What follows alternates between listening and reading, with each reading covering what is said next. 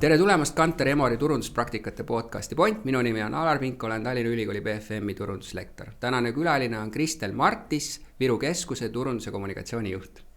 Tere hommikust, tänud kutsumast. Väga põnev saab olema. No lähme kohe tagasi asjades, eks ole, nagu me siin oleme ja jällegi nendele, kes siis esimest korda kuulavad, siis me käime karjääri pidi üle ja vaatame, mis karjääris on toimunud. Räägime turunduse tänapäevast ja räägime turunduse tulevikust. Mis sinu esimene kokkupuude tööga oli? No esimene kokkupuude tööga oli, tuleb tegelikult välja täpselt samas sektoris. Et oli kaubahalli kommiletis, kui ma olin äkki peale 10. klassi. Et kuidagi sebisin ennast sinna tööle ja sain sellise esimese päris kaubanduskogemuse. Väga põnev oli. Kas sunniti minema või tahtsid teenida taskuraha? Ma ei mäleta enam seda, aga taskuraha sain korralikult. Ei saa üldse kurta. Mis oli kliendi kogemus? Andis see sulle juurde midagi või lihtsalt oli hea aeg veeta kuidagi?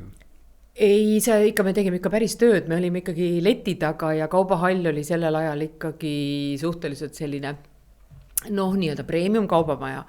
Et me olime ikkagi päevad läbi nii palju, kui lastel lasti töötada, olime leti taga ja müüsime kommi, erinevat sorti kommi. Kui sul keskkool läbi sai, kuhu sa läksid õppima ka kohe või tegid mingi pausi? Ei mingit pausi, sellel ajal ei tehtud pausi, sellel ajal ikkagi mindi kohe edasi ja mina läksin edasi oma esimesse ülikooli, millega ma olen hästi õnnelik siiamaani, Tallinna Tehnikaülikool. Isegi kui ma sinna sisse astusin, ei olnud ta veel Tehnikaülikool, oli eelmise nimega TPI.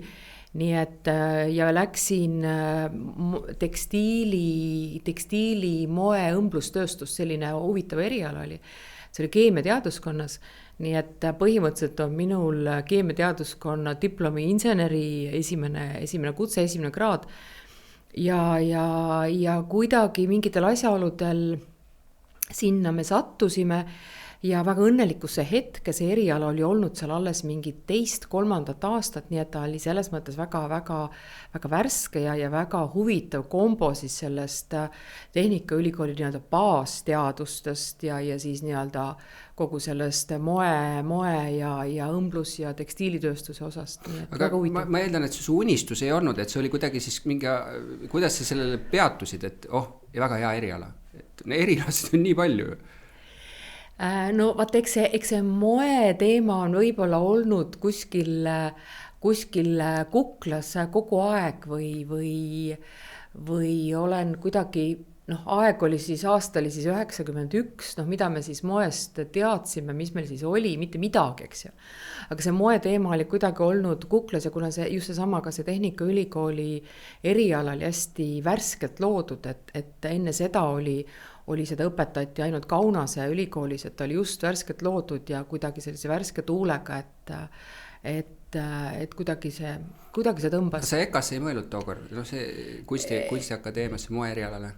Ei, kuidagi, ikka, kui sa oled nagu inseneride peres, siis nagu ikkagi, nagu inseneriharidus on nagu päris haridus, et ei, see isegi ja see oli ka väga õige valik, et vaata, mis on nüüd nagu huvitav, Jaanika Terasmaa, kui ma nüüd õigesti mäletan, on EKA moe lõpetanud, et ka turundusse jõudnud ka, eks ole, ja sina ka algus ei ole, me kohe selle räägime, et mis jälle näitab, et ega tee on valla kõigile, vahet ei ole isegi kust kohast sa hakkad tulema, et turundajaks võivad inimesed jõuda igatpidi, eks ole.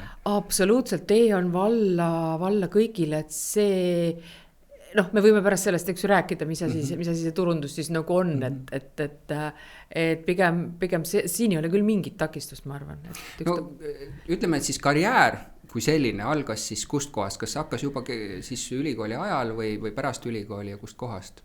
No ütleme niimoodi, et ülikooli ajal peale 3. kursust peale 3. kursust läksin ikkagi täiskohaga sisuliselt tööle ja jällegi jaekaubandusse.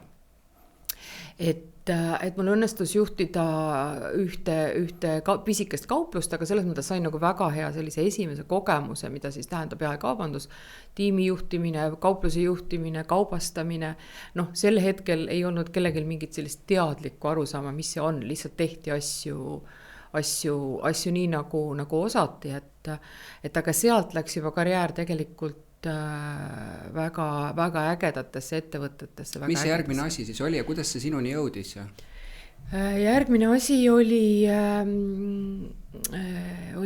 selline suurepärane ettevõte nagu Baltika, aktsiaselts, kuidas iganes mida nimetame, kus ma tegelikult jäin 18 aastaks tagantjärgi vaadates ja mul oli tohutult õnne ja vastutust sattuda sinna 23-aastasena ettevõtte, suure tootmis- ja jaekaubandusettevõtte kvaliteedijuhiks. Et kuidas Meelis Milder selle otsuse julges teha, mina ei tea. Äkki tal ei olnud paremaid valikuid. Aga jah, et see oli selles mõttes selline nagu algus ja noh, ikkagi nagu väga, väga huvitav aeg. Aga ega kui me tagantjärgi mõtleme, kui me vaatame alati endast vanemaid, siis nad tunduvad tohutult palju vanemad, aga kui ma praegu vaatan, siis see ei ole üldse nii suur Kas Milder ise ei olnud ka ju siis nii väga vana ju sellel hetkel? Ei, absoluutselt mitte, ikkagi kogu see, nii Meelis Milder ise kui kogu see tiim me olimegi noored, et kõik olid noored, me ei kartnud mitte midagi, maailm oli nii-öelda nagu lahti ja selles mõttes oli ikkagi nagu fenomenaalne näha seda kõrvalt, mitte ainult näha kõrvalt, vaid olla ise osaline selles muundumisprotsessis nagu tootmistööstusettevõttest kauba või ütleme siis jaekaubandusettevõtteks, brand owner'iks, et noh, milline see protsess nagu ikkagi oli, et ja selles mõttes see kvaliteedijuhi positsiooni peale täpselt aastaid enam ei mäleta, ma olin ikkagi nagu aastaid seal. Et see oli ikkagi aeg, kui meil oli endal mitu tehast Eestis, noh suured tehased sadade inimestega, tootmisettevõtetega. Meil oli nii-öelda hankeprotsessid üle maailma, kust me siis nii-öelda seda kangast ja toorainet kokku tõime. Siis hakkasid tekkima ka juba need globaalsed turud, sellel ajal oli Baltzmani kauplus Odessas näiteks oli olemas juba, kus siis nii-öelda noh, see näitab nagu seda haaret. Ja ma olen nagu mõelnud tagantjärgi, et see tohutu õnn olnud nagu kokku puutuda erinevate kultuuride, erinevate inimeste töökultuuridega, brändidega, ettevõtetega, et võib-olla sinna kvaliteedijuhi aega jäävad sellised värvikamad nagu hetked jäävad. Meil oli väga hea näiteks partnerettevõte oli Venemaal Pihkvas, kus ma olen korduvalt käinud, et ma mäletan nagu seda aega, kui Venemaa oli normaalne riik, samasugune nagu meie, seda muutust, neid inimesi, neid kultuure, kuidas seda külalislahkus, seda töökultuuri tegelikult, et hästi ainult nagu positiivsed mälestused. Aga kui sa kvaliteedijuhi töö, mis seal edasi oli sellesse 18 aastasse ju mahtus nagu erinevad välja? No vot, et mul oli nagu selles mõttes see ettevõte oli nii suur ja huvitav ja nii muutumises ja mul oli võimalus võtta hästi palju erinevaid rolle, et sealt kasvas välja hankejuhi roll. Ehk jällegi, see tundus hästi loogiline valik, kui sa ühel päeval vastutasid selle kvaliteedi eest, siis nii-öelda juhtidagi kogu seda protsessi ja võib-olla sinna hetke jäävad selle hankestruktuuri loomine üldse, et kui meil oli alguses oli 2 sisseostjat, üks ostis kangast ja teine ostis nööpe, eks ju, siis see oli see hetk, kui me läksime hankima Hiinast, Mandri-Hiinast, Türgist ja Mandri-Hiinast, et meil olid nagu kontaktid loomulikult Euroopast, aga meil olid sinnamaani kontaktid ja hankisime Hongkongist, aga Mandri-Hiina oli nagu selles mõttes nagu hoopis teissugune. Nii et jällegi mul on nagu tohutult tagantjärgi head mälestused sellest kõigest, kuidas sa hakkad neid suhteid looma nende hiinlastega seal kuskil tõeliselt nagu 1000 kilomeetrit kuskil Hongkongist nagu sissepoole. Kõik jälle need erinevad kultuurid, töökultuurid, ja sealt kõik see kombo, et hästi põnev ja siis sama nagu tiimi kasvatamine, tiimi loomine ja see oli ka nagu see aeg, kui meil olid ettevõttes olid sees rahvusvahelised konsultandid, ja rahvusvahelise taustaga juhid, kes olid britid, seal olid Nexti taustaga inimesi, kes tõid nagu seda kompetentsi meile nagu hästi tugevalt sisse, no ma tarneahelas juhtimis ja tarneahela osa nagu, kuidas siis öelda, osalisse, mis on väärtuspakkumise ühe suur, ma sinna kindlasti tulen, et seda me ei ole varem ka siin kellegiga arutanud, aga noh, turunduslikus vaates on see komponent üli nagu tähtis. Sa hakkasid ka brändi mingi hetk seal juhtima, jah? Ja siis mul on natuke need sammud olid ka seotud, et vahepeal tuli vahepeal mõni laps, siis ma võtsin vahepeal pausi, siis ma läksin tagasi. Kusjuures korra peatume sellele, et noh, et see nendest libistetakse üle hästi kiiresti, aga tegelikult lapsed on nagu väga suur osa kogu nagu elust, on ju, et see on tähtis hetk ju tegelikult, on ju, ja seda tuleb ka kuidagi, noh, kuidas siis celebrate ida, on ju, et see ei ole üldse väike asi. Ei, absoluutselt ei ole, minu lapsed on, ma arvan, kui sa küsid intervjuu lõpus, et mis on su kõige suurem saavutus, siis ma arvan, ütlen, et minu lapsed, kõik lapse vanemad vist. Et minu lapsed, et noh, kõik see ülejäänu on selline nagu taust. Aga jah, et brändiga oli tore lugu. Aasta oli 2009, noh, kui te meenutate, mis oli aastal 2009, et noh, just oli Vene kriis üle käinud, see oli selline esimene kord, kui me nagu nägime seda, et päriselt kukuvadki käibed 50% ühe kuuga, et mida siis ettevõtted, kuidas nad nagu kohalduvad, mida nad teevad. Ja see oli täpselt see aeg, kui siis ka küsitli, noh, ettevõtte sees küsiti, et meesterõivaste bränd Paltsman, üks vanemaid, üks nii-öelda legendaarsemaid, see kukkus kõige rohkem, see on hästi klassikaline, kui on mingi majanduskriis, siis mehed lõpetavad esimesena ostmise, noh, kuidagi naised hoiavad veel, et see viimane huulepulk ostetakse ka siis, kui nagu maja põleb teisest otsast. Aga et samamoodi oli küsimus, et mis me selle Baltmani brändiga teeme ja siis ma mõtlesin, mis me siis ikka teeme, et ehitame üles ta.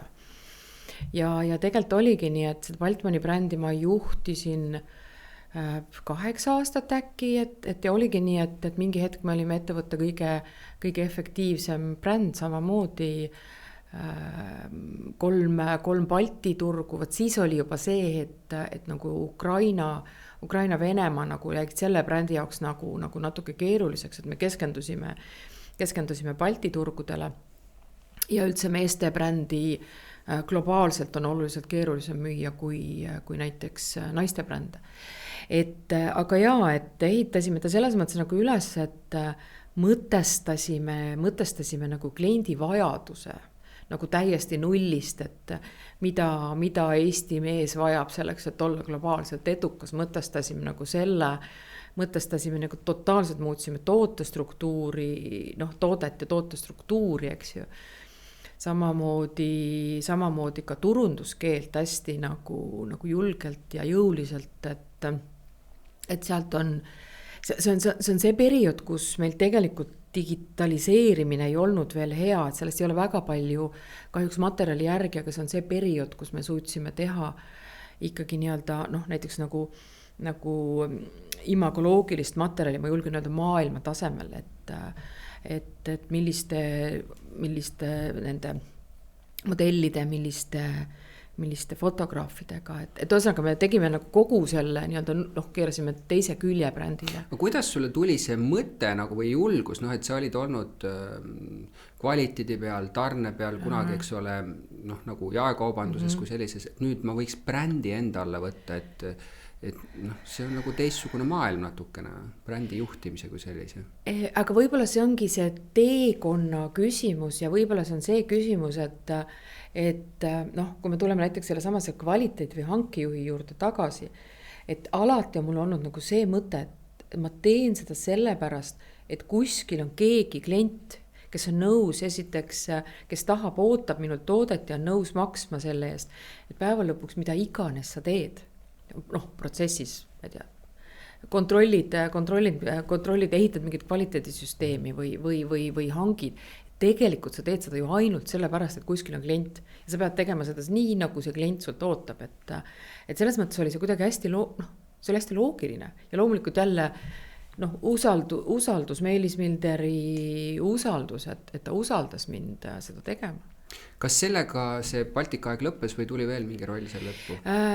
Baltikas ma olin ka, selles mõttes ei lõppenud, midagi ei lõppenud. Et mingi hetk, kui me muutsime seal, ta oli suhteliselt sellise keerulise struktuuriga üldse ettevõtte, eks ju, et sellise väikse ettevõtte kohta kõik nii-öelda müügikanalid, jaemüük, hulgimüük, e-kaubandus, frantsiis isegi, siis kõik turud, eks ju, mingi hetk oli ju seal 8 turgu, Balti, Vene, Ukraina, Valgevene, Tšehhi, Poola, räägimata Saksamaast või Soomest.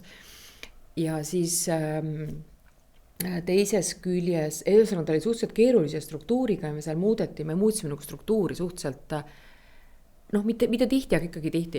Ja mingi hetk olid siis nagu kõik meeste brändid minu all, et me jagasime nagu ära, et oli küll näiteks suur Montoni bränd, kus olid siis naised ja mehed, aga siis see mehed anti nii-öelda nagu toote juhtimise mõttes anti nagu ka, et selles mõttes siis oli mingi hetk oli kõik need meeste brändid, ehk siis nagu sisuliselt kogu Eesti meeste moe maastik. Ja siis ma käisin vahepeal ära Baltikast ja siis olin ma seal aasta-poolteist olin ka veel müügiturundusdirektor mingi hetk, kus siis ma nii-öelda juhtisin nagu müüki kõiki üle nende kanalite, mida ma mainisin ja siis üle kõikide nende turgude. Mis see vahepealne käik oli? Vahepealne käik oli, ikka peab minema vaatama, et mis toimub? Mis toimub, eks ju. Vahepealne käik oli, sattusin sellisesse toredasse ettevõttesse, mida enam ka ei ole. Et ABC King olin seal sisseostu juht, olin vahepeal siuke, aga siis just Meelis kutsus mind tagasi ja siis olin 1,5 aastat veel. Aga Kinga maailmas oli ABC King ju suur tegija. Absoluutselt. Jällegi, ma mõtlen, et tagasi vaadatuna, et korra räägiks üle selle nagu Baltika situatsiooni, et ma ütleks, et võib-olla kas see on antud nagu karm hinnangaga, et ta jäi nagu maailma makrotasandi nagu muutust ohvriks, et see niisugune situatsioon, et lihtsalt see tootmise odavus, et sellega ei ole võimalik lihtsalt nagu kaasas käia sellises vahepealses nagu selles, et kui sa ei ole sellises luksturul, eks ole, kus sa võid siis ka kallilt toota, et see võiks olla üks, sest ma ei tea, kuidas see sellele nagu... Ma arvan, et see ei ole selles mõttes mitte karm hinnang, vaid see on õiglane hinnang, et see ongi, ma arvan, et see nii ongi ja ma võib-olla siin korra teen sellise laienduse, et kui ma olen ka oma karjääri peale mõelnud, et mis natuke peegeldab kogu sellist meie majandusmudelit, on see, et 30 aastat tagasi me tootsime toodet ja müüsime seda. Siis tuli periood, kus me müüsime toodet, nii Baltika kui ka tegelikult natuke terve meie majandusmudel. Me müüsime toodet ja täna me oleme selles olukorras, kus me enam ei oska või suuda ka müüa. Meil on järgi jäänud idee. Vahe. See kukkus lähe. Okei, see on, tal on sellega. Vaata, me teeme kohe ja siis kohe paneme 18. Mina ei liigutanud, mina süüdi ei ole. Mõtted läksid nii hulluks, et... Tuli autost hommikul meelde, et unustasin välja printida need uued tükki, mis ma tahtsin printada. Ma võin hoida. Meil jäi mõte sinna müümise ja siis... Ja. Ma katsun mõtet hoida. On nagu korras, jah? Okei. Korras olla. Et me müüsime. Lähme, sa võid tagasi. Jah, et ma tulen nagu selle mõttega, et umbes 30 aastat tagasi me suutsime toota toodet nii-öelda mõistliku majandusmudelina. Siis tuli see periood, kus me suudame müüa, olla nagu müügiettevõte. Ja täna me oleme tegelikult liikumas sellisesse faasi, kus kas on küsimus, kas me suudame müüa tooteid või meil jääb ainult nii-öelda idee müümine ja disaini võimekus, et sa räägid just nagu moetööstuse mõistes. Ma räägin nagu moetööstusest, ma räägin natuke ka jaekaubandusest, ma räägin natukene ja nüüd miks ma selle Baltika paralleeli pealt hakkasin nagu tooma, et see oli täpselt see, et mingi hetk olid globaalsed turud olid suhteliselt meie lähedased turud, Ida-Euroopa oli arenev turg, oli suhteliselt tühjad, eks ju. Meil oli siit hea Eestist minna selle tugeva positsiooniga, aga mingi hetk hakkasid nii-öelda lääne ettevõtted, kui nad julgesid juba hakata vaatama, nad hakkasid nagu teise lainega peale tulema. Ja tegelikult hästi lihtne tõde on see, et kui su koduturg on väike, siis sa ei ole võimeline kasvama. Sa jääd lihtsalt alla ja need suured tulevad peale ja täna, eks ju, me oleme situatsioonis, et ei tule mitte Euroopa suured, vaid tulevad Hiina suured ja tegelikult tänased Euroopa suured on samasuguse surve all, nagu Baltika oli paarkümmend aastat tagasi Euroopa suurte surve all. Et võikski öelda, et natuke on see nagu paratamatu, et ma mõtlen seda, et kui nagu tolle hetkele, ma ju ka kõrvalt vaatasin, Baltika oli ju börsi ettevõte, eks ole, et mis nad tegid hästi, minu hinnangul oli see, et Milderitel oli kommunikatsioon väljapoole meeletult hästi tehtud, et neil olid kuidagi nagu finantseerijad nende taga, börsi mõistes nad olid lemmikud, kuigi kui nüüd nagu jälle kriitilist vaadata kogu perioodi, siis ma arvan, et aktsionärid panid siin rohkem raha sisse, kui nad sealt kunagi kätte said, eks ole, et see pidev nagu asi, et et olid jälle need ja ainult mõningad nagu võiks siis öelda, ma ei tea, perioodid olid mingi kasumlikkus, on ju. Aga see selleks, ma kogu aeg nagu hindasin seda, et nad olid nagu, et neist ei räägitud nagu halvasti. See oli üks asi, et järelikult nad kommunikatsiooni tegid, nad olid ausad. Mis teine asi oli nagu kõrvalt vaatajana, nad kogu aeg muutsid.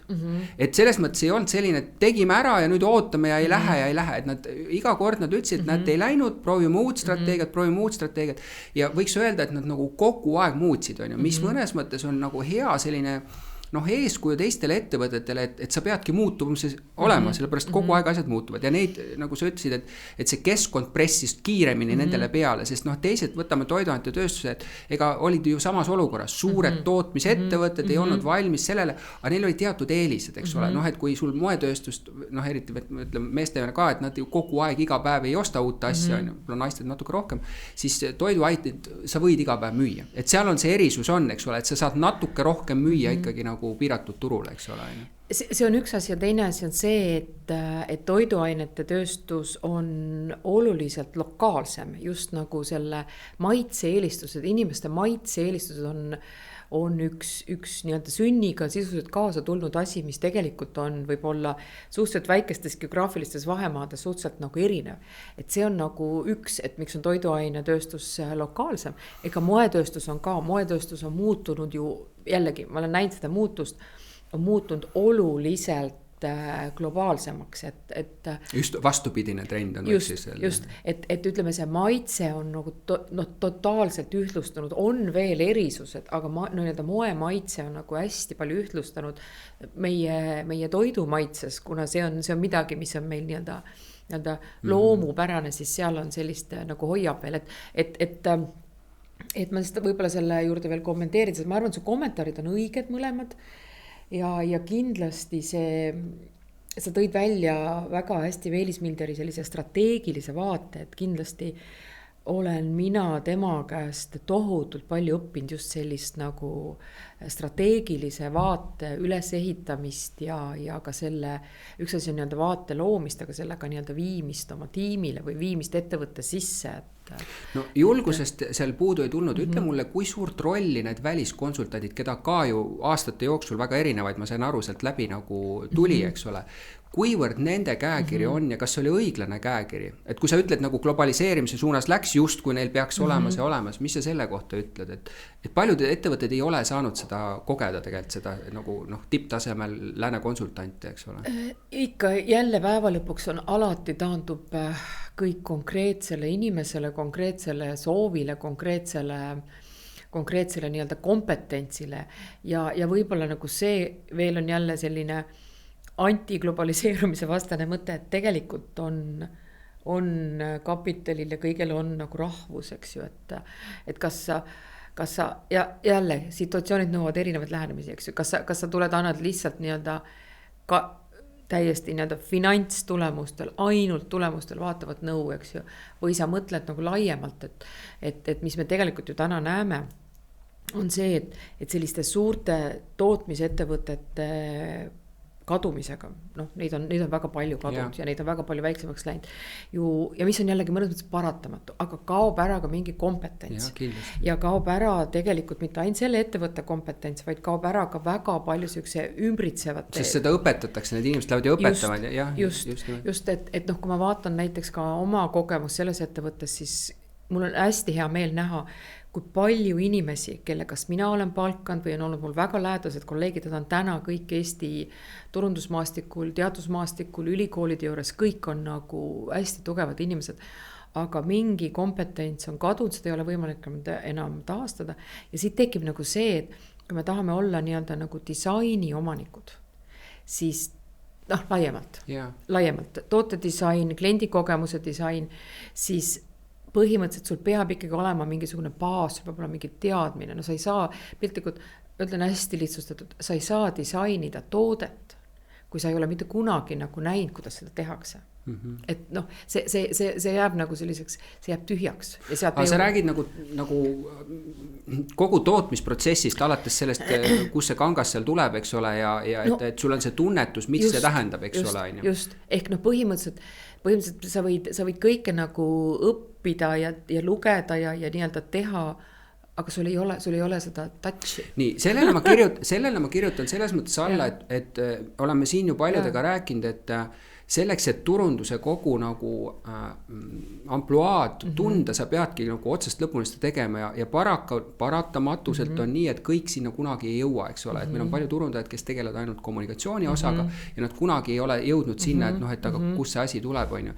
Nii et selles mõttes ma olen nõus, et selleks, et seda hästi teha, sa pead nagu tegelikult tundma kõik aspekte kaasa arvatud selle kliendi nagu tahtmisi ja mitte tahtmisi ja ootusi, eks ole. Jah, et ma võib-olla toon nagu siin kinnitan su seda näidet, et ma nüüd hüppan tänasesse päeva Viru keskusesse, et me tegeleme hästi palju kestlikkuse teemadega, millest kindlasti võiks eraldi pärast rääkida, aga me tegeleme täna hästi palju kestlikkuse teemadega. Ja seal on üks selline väga huvitav, spetsiifiline nagu osa sellest on ja väga kõige tähtsam tegelikult osa on kliendi teadlikkus, eks. Ja kliendi teadlikkus, mida klient tarbib ja teistpidi tuleb mingisugune seadusandluse aspekt peale, noh ma räägin konkreetselt näiteks tekstiilijäätmetest. Ja see on no, nii nagu kogu see ESG, aga ka võtame selle tekstiilijäätmed kitsamad, moetööstuse jalajälg, kuidas see tekib, millega ta lõpetab, see on väga spetsiifiline teadmine, eks. Ja minul nagu täna kommunikatsioonijuhina on hästi lihtne sellega tegeleda, sest ma tean, mis seal toimub, ma tean, mis need protsessid on, ma mõistan, kus see alguse saab, kus see lõpeb, mida klient võiks hoolida, mis on kliendi jaoks olulised sõnumid, et no see on konkreetselt hästi üks näide. Kuule, aga ütle, kas see nagu, mida Reet Roos on nagu vedanud, kas see on selle ahelas nagu reaalne võimalus või on see siuke natuke äärepealne asi, et see on natuke nagu turundus, sellepärast on leitud nagu nurk, kui sa nagu vaatad nagu ausalt selle protsessi nagu otsa. Et ta kasutab nagu jääke selleks, et teha uut seda, noh just kui on nagu õige mõte, eks ole. Esiteks nagu Reet Ausi tohutu panus on see, et ta on sellest rääkinud. Ta on sellest rääkinud nagu juba palju varem juba kui teised. Absoluutselt, siis kui nii-öelda alles nii-öelda nagu töösturid sellest nagu vaikselt mõtlesid ja ühiskond ei teadnud sellest nagu üldse mitte midagi, et tema selles mõttes on ta tohutu panus andnud, et ta on sellest rääkinud ja ta on just tänu sellele disainile leidnud selle viisi, kuidas sellest rääkida, sest kogu sellest kestlikkuse teemast, noh nagu me oleme tänaseks õppinud, on väga keeruline rääkida niimoodi, et see kuidagi korda läheks. Kui ma nüüd räägin tema nii-öelda tootest, siis ma võib-olla siin, kuidas ma nüüd ütlen, et tootmisjäägid on nagu üks asi, mille väärindamine on väga oluline protsess, aga see on nagu relatiivselt lihtsam kui tarbijajärgsed jäägid. Ehk tegelikult sellega tuleb ka tegeleda ja tähelepanu juhtida, aga suurem probleem on tarbijajärgsetes ja tootmisjääkidega on see asi hästi niimoodi mustvalgelt öeldes, kui on hea juurdelõikuse paigutaja, siis ei jää selliseid jääke. lihtsalt ei jää, siis paigutatakse niimoodi ära, et ei jää selliseid jääke. aga kas see ei tule ka juba tootearendusest endast? Absoluutselt, see tuleb kõigest sellest, see tuleb kogu sellest süsteemist, et miks üldse neid täiskangarulle niimoodi jääb järgi, eks ju, et noh, see on kogu see globaalne ahel, millest me võiksime täitsa eraldi saate teha. Aga et ma ei lähe nagu siia disaini kommenteerimise, aga ma ütlen, et Reeda kõige suurem väärtus on see, et ta on selle teema toonud üldse lauale. Sest et kui teema on laual, siis me saame hakata arvamusi avaldama. Aga... Ma tahan korra Baltika ajast veel 2 küsimust küsida. Üks on see, et kui palju rahastajad nagu tulid ja jälle proovisid aru saada, et no mis strateegiat ta teed ja miks sina nagu arvad, et asju nii tehakse. Noh, et ma olen olnud ettevõttes, kus on võõrkapitali osa suur ja nad istuvad kogu aeg nagu ja küsivad, mis te nii teete, mis te nii teete. Ja sa pead nagu kaitsma, mitte ainult ettevõtte juht, aga brändijuhid peavad kaitsma. Et palju sa sellises positsioonis olid, et et mis te nüüd teete? Mis on plaanid ja miks sa nii tegid? Ja? Ma ütleks, et ta oli nagu selles mõttes tasakaalus, et jah, loomulikult, kui ajad läksid keerulisemaks, siis loomulikult me pidime nii-öelda ikkagi nagu reaalset tulemust tegema ja selle tulemuse viisi, esiteks ise endale, aga loomulikult ka nii juhtidele kui omanikele, et tõestama või selgitama, eks ju, et miks ma usun, et üks või teine asi töötab. Aga see ei olnud selles mõttes selline, see oli nagu väga heas tasakaalus. Et see ei pannud sulle lisapinget peale? Börsiettevõttel on... Seda küll, aga ma mõtlen just nagu, ärme isegi börsi poolt vaadatana, et seal on ikkagi nagu suuremad investorid sees, eks ole, kes on andnud raha ja nemad tahavad nagu eraldi sellist audientsi ja selgitusi. Võib-olla ma olen kommenteerinud seda, aga meil oli ka ju kogu aeg siuke olukord ja siis ma pidin nagu selgitama, miks me laktoosivabu tooteid teeme, et kas mul on probleem. Et mul ei ole sellist probleemi, aga ma näen Soomes nagu seda võimalust. Ja siis oli see pidev nagu selgita, miks me mingid liigutusi teeme, eks ole. Et see on siukene nagu... selles mõttes see ei olnud kindlasti selline nii-öelda nagu pärssiv, vaid see oli ikkagi pigem selline nii-öelda välja kutsuv, et sa pead ikkagi, mida iganes su idee on või plaan on, see peab nagu... Aga sa pidid suutma selgitada, see ei olnud see, et ma võtsin hommikul niimoodi. Ei, et ma ikkagi pidid suutma selgitada, võttes arvesse, mida turg teeb, mida konkurendid teevad, miks ma arvan, et see töötab, eks ju. Teine nagu küsimus oleks siin see, et kuivõrd jaekaubandus tollel hetkel nagu oli kaasas kogu aeg, et te nagu palju kontseptsioone ju kogu aeg muutsite ka jaekaubanduses on ju, nagu eraldi neid kohti ühitsite ümber. Jaekaubandus oli ikkagi mingitel aegadel, ma ütlen, et eks neid struktuure oli seal erinevaid on ju, aga mingitel aegadel oli meil ikkagi see side turgudega oli, ma ütleks väga hea, meil olid iganädalased olid koosolekud, kus olid meil siis kõik jaeturud, kas seal tavaliselt ei olnud seal mitte turujuht, vaid oli samamoodi struktuuril oli vastas turul siis nii-öelda brändi müügijuht. Et ikkagi iganädalaselt said sa otse suhe lisaks numbritele, mis on raportid nagunii. Et see oli jälle väga väärtuslik, mis jälle andis selle, et taju, nende turgude taju, mis toimub Lätis, mis toimub Leedus. Aga ma mõtlen just ka nagu jaekaubanduskeskust, nagu ka Viru keskus, eks ole, nende nagu valmisolek ja nende niisugune nagu, võtleks siis nagu ettevaatav visioon, mis nagu toimuma hakkab, millised need kontseptsioonid peaks olema, et kuidas sellega oli olukord? Ikka, see on, nüüd ma istun, eks ju teisel pool lauda. Ma ütleks, et see on pigem olnud selline pikk ja hea koostöö. Eks loomulikult kaubanduskeskuste roll on tuua kliendile uusi brände, et nende huvi sel hetkel oli tuua ja võimaldada just neid uusi brände. Et eks seal mingites kohtades võib-olla tagantjärgi vaadates võib-olla mingid otsused tehti, kelle vaatenurgast, eks ju, tehti nagu võib-olla liiga kiiresti või jõuliselt või oleks pidanud leidma nagu, ütleme, kohalikule brändile võib-olla rohkem. Sa mõtled just siukeste rahvusvaheliste suurkettide tulek, eks ole, mis nagu muudab seda maast. Et mingi periood, kui me ikkagi olime nagu väga õnnelikud, kui esimene Inditex meile tuli, kui H&M meile tuli, et mäletame kõike seda aega, mis see on natuke täna see, et nüüd on meile IKEA tulnud, et nüüd me näeme seda, mis juhtub kogu ülejäänud nii-öelda sisustusturuga, eks ju. Et ega sa nagu looduse vastu ei saa. Aga samas seal on üks põhiline turunduskontseptsioon, eristu või sure ja nii see on, eks ole. Ja just, ja just, et ega selles mõttes ma ütlen, et ega iga ettevõte peab leidma oma võimaluse ja niši, et. Kui Baltika aeg läbi sai, kus sa siis leidsid oma koha? Siis oli mul väga huvitav kogemus jälle noh, täiesti nagu teistsugune oli kogemus Tallink Grupis. See oli see periood, kui Tallink otsustas, oli küll tehtud otsus nii-öelda hetkel oma kaubanduskeskuse rajamine nii-öelda külmutada, aga see oli siis Tallink City, millest räägiti Lasnamäel. Just. Et see oli nii-öelda just tehtud selline külmutamisotsus, aga siis tehti otsus, et me ikkagi tahame või Tallink tahab ehitada oma maapealse kaubanduse portfelli, et Tallink on jaekaubanduse mõistes tegelikult väga suur tegija, tal oli olemas, eks ju, kanal laevade peal, noh, küll jaekaubandus, aga siiski nagu laevastiku peal travel retaili mõttes, tal oli olemas juba e-kaubandus ja noh, see maakaubandus tundus sinna nagu väga mõistlik külge panna. Ja siis seda ma ehitasin seal ja just nagu moesektorisse, kuna samamoodi jällegi nagu peegeldus siis nagu laevade pealt, eks ju, laevade nii-öelda jaekäibe struktuurist, et oli mõte, et ehitame siis ikkagi nagu mingi jaeportfelli endale ka ülesse. See tähendab nagu kauplused suurtes keskustes? Just, täpselt. Kas see jõudis ka kuskile füüsilisel kujul? Ikka.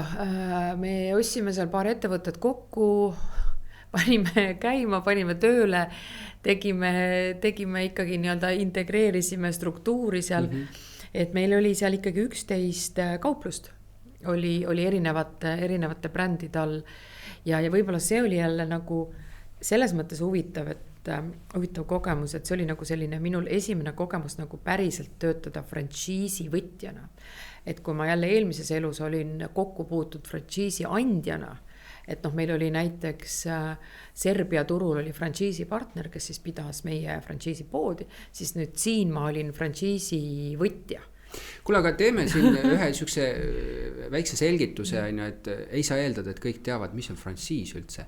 Ja mis see mudel nagu oma olemuselt ärimudelina üles endas sisaldab vaadatuna siis frantsiisi andja, frantsiisi võtja poolt, lihtsalt võib-olla lühikeselt. Okei, hästi, ma proovin nüüd hästi lühidalt, et no põhimõtteliselt frantsiis on see, et kui sul on mingi tore jaekaubanduskontseptsioon, mida sa tunned, et see võiks töötada kuskil teisel turul, noh siis ütleme, sul on see poe kontseptsioon, sul on toote kontseptsioon, sul on teenuse kontseptsioon ja siis sa tunned, et see võiks sul töötada mõnel teisel turul ja siis sa ei lähe seda mitte sinna ise tegema, neid poode avama ja ka kinnisvara omama ja kinnisvara ostma, vaid sa otsid endale partneri, kellele sa siis annab põhimõtteliselt nagu võtmed kätte. Sa ütled, et näed, pood tuleb selline, riiulid on sellised, kaup on selline, kaubastamisloogika on selline, hinnastamine on selline, turundus on selline. Ja siis on ütleme need tasakaalud, kus seda siis nagu, et mida teeb frantsiisi võtja, mida teeb frantsiisi andja ja siis kuidas ka see tulu jaguneb. Et need on nagu erinevad, need lepitakse alati case by case kokku. Klassikalised kiirsöögi kohad on ka kõik frantsiisid, eks ole, seda me nagu näeme siin. Järgiosk on ka minu teada frantsiis. Täpselt, et tema on veel selles mõttes selline hästi huvitav, et tal on nii-öelda nii turu üleseid kui ka turu siseseid neid frantsiisi partnereid. Isegi ma olen lugenud, et Peetri Pitsa on meil frantsiis. Ja see on nüüd uus, just et see toiduäris on see hästi levinud, ega samamoodi ka moeäris, aga toiduäris on just sellepärast, et ütleme niimoodi, et ega kontseptsiooni loomine on tohutult suur ja kallis töö ja ütleme keskmine, kui minul näiteks tekib homme mõte, et ma hakkan pitsat müüma, siis ma võin seda pitsat osata teha. Aga see kontseptsiooni loomine on nagu tohutult suur ja kallis, et see on nagu, aga samas sa pead oskama seda pitsat teha isegi, kui sul on see, ütleme niimoodi, et Circle K on täna, kus on tõesti, kõik on by the book, aga kui sul on natuke vabadus, sa pead oskama seda pitsat teha, sa pead sinna mingi oma kompetentsi sisse panema. By the book tähendab seda, et on pandud mingisugused süsteemid väga selgelt paika, eks ole, mida sa pead tegema niimoodi. Just. Aga ütle, mis see tähendab, et sa ütlesid, et sa siis olid frantsiisi võtja, et kus see erisus, et mis vaade see on sinu jaoks nagu erinev vaade siis? No ütleme, ma olin see, kes siis opereeris, kes pidi opereerima, on ju, kes kes pidi leidma kaubanduskeskustes pinnad, need läbi rääkima, mehitama selle, kõik selle kaupluse, kaubastama selles mõttes, et noh, nii finantseerima kui ka tegema selle kaubastamise otsuse, juhtima neid inimesi ja ka tegema nagu turundust, eks ju. Aga see sisu, noh näiteks turundusega on hästi hea lihtne, see sisu, mida ma turundasin, ei tulnud mitte minult, vaid tuli nagu brändilt, eks ju, kuskil globaalselt. Kas seal, eks ole, noh, et ütleme niipidi, et kui sa oled frantsiisi andja, eks ole, et siis sa ütled, vaatad, et miks te olete seal, tegite midagi teistmoodi, et peab nii tegema, ja siis sa nagu, et sa leiad, et see on ju õiglane, et sa oled need piirangud pannud. Kas sa frantsiisi võtjana tundsid, et mõnikord need piirangud on nagu liiga palju, et sa oleks tahtnud nagu rohkem vabadust või? Kas see võis mingi erisus olla või ei? Või oli see kõik väga korrektne? Ütleme niimoodi, et mul selliseid suuri 40.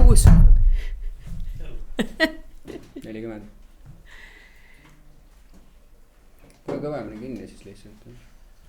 Äkki peaks sinna mingi salvrätiku vahele panema? Ei, nad on, vaata, ta on mingisuguse sellega. Kaldub. Ja. Prototüüp inimese, mis tahab püsida hästi. Meil varem ei ole kukku. Jutt on Juttu jookseb.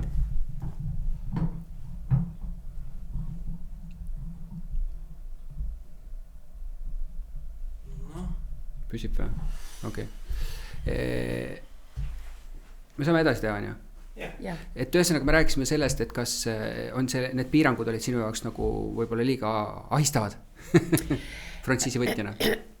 Võib-olla nagu turunduse koha pealt ei mäleta selliseid, aga tavaliselt on jah, tegelikult on enamasti need piirangud on turunduses hästi ranged, eks ju, millistesse kanalitesse üldse sa võid minna, mis sõnumiga, sõnumi kinnitamine, et mis on nagu päris omapärane, et noh, sa pead ju implementeerima seda kohalikku keelt ja seda kohalikku kopit, eks ju, ja siis keegi kinnitab sulle, kas see on nagu õige või mitte. Aga meil olid selles mõttes, ei olnud sellised, noh, mida premiumiks see bränd läheb, seda rangemini kõik see raam on kontrollitud.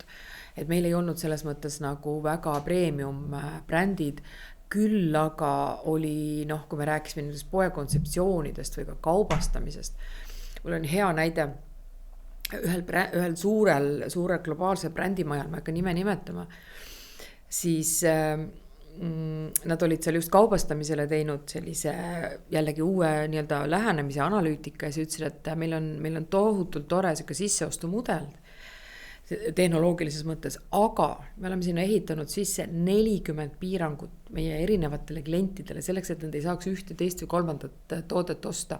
Ja keegi enam ei mäleta, miks me ei luba ühel või teisel kliendigrupil ühte või teist toodet osta. Et no see oli nagu lihtsalt siuke huvitav. Kas see on see, et on piiratud nagu mahud ja proovitakse hoida nagu hinnatasakaalu turul ja kõik just, pigem on jälle seesama, nagu ma ütlesin, et kui sul on nagu palju kanaleid brändil, näiteks müügikanaleid, siis sa proovid neid kuidagi juhtida ja mingi turgude kaupa, et sellele turule annan seda toodet ja sellele ei anna, või kui ma nagu strateegiliselt tahan näiteks e-kanalit eelistada, siis ma mingid tooted panen endale ainult e-kanalisse. Aga kui see ei ole sul hästi juhitud ja aja jooksul muutub ja siis tehnoloogia muutub ja siis lõpuks keegi ei mäleta, et meil on 40 piirangut peale, et sa ei saa seda toodet osta, et see kõik on nagu üks kas sa nüüd tagantjärgi vaadatuna olles nagu kogenud ühelt ja teiselt poolt, kas frantsiis on hea äri selles mõttes, et kas kui näiteks mõni turundaja mõtleb, ma tahaks midagi ise hakata tegema või võtta ettevõttele või on juba mingi kontseptsioon ja ei ole jaksu minna eksportturgudele, eks ole, et võiks töötada välja see mudeli, natuke erinevad küsimused, aga põhimõtteliselt, kas sa üldse soovitad frantsiisi äri ühelt või teist pidi vaadata peale sellele? Frantsiis on kindlasti on hea äri. Aga, alati on nagu aga, eks, esiteks see sõltub partneri, siis selle frantsiisi partneri võimekusest, tema strateegiast, kuidas ta oma brände arendab, mida ta teeb nendega, sest et kui sa ei taha olla olukorras, kui sa oled frantsiisi võtja, sa oled teinud mingisugused investeeringud ja siis sa saad aru, et see brändi omanik teisel pool, mingitel muudel põhjustel on sunnitud või kuni pankrotini välja, eks ju, ja siis sa oled oma äri selle peale üles ehitanud. Et see on ikka see, et sul peab olema kõik nagu tasakaalus. Ja frantsiisi andjana samuti nagu ikka äris, et sul peab olema, sa pead ära kindlustama mingid riskid. Kõige tähtsam on lõpuks inimesed.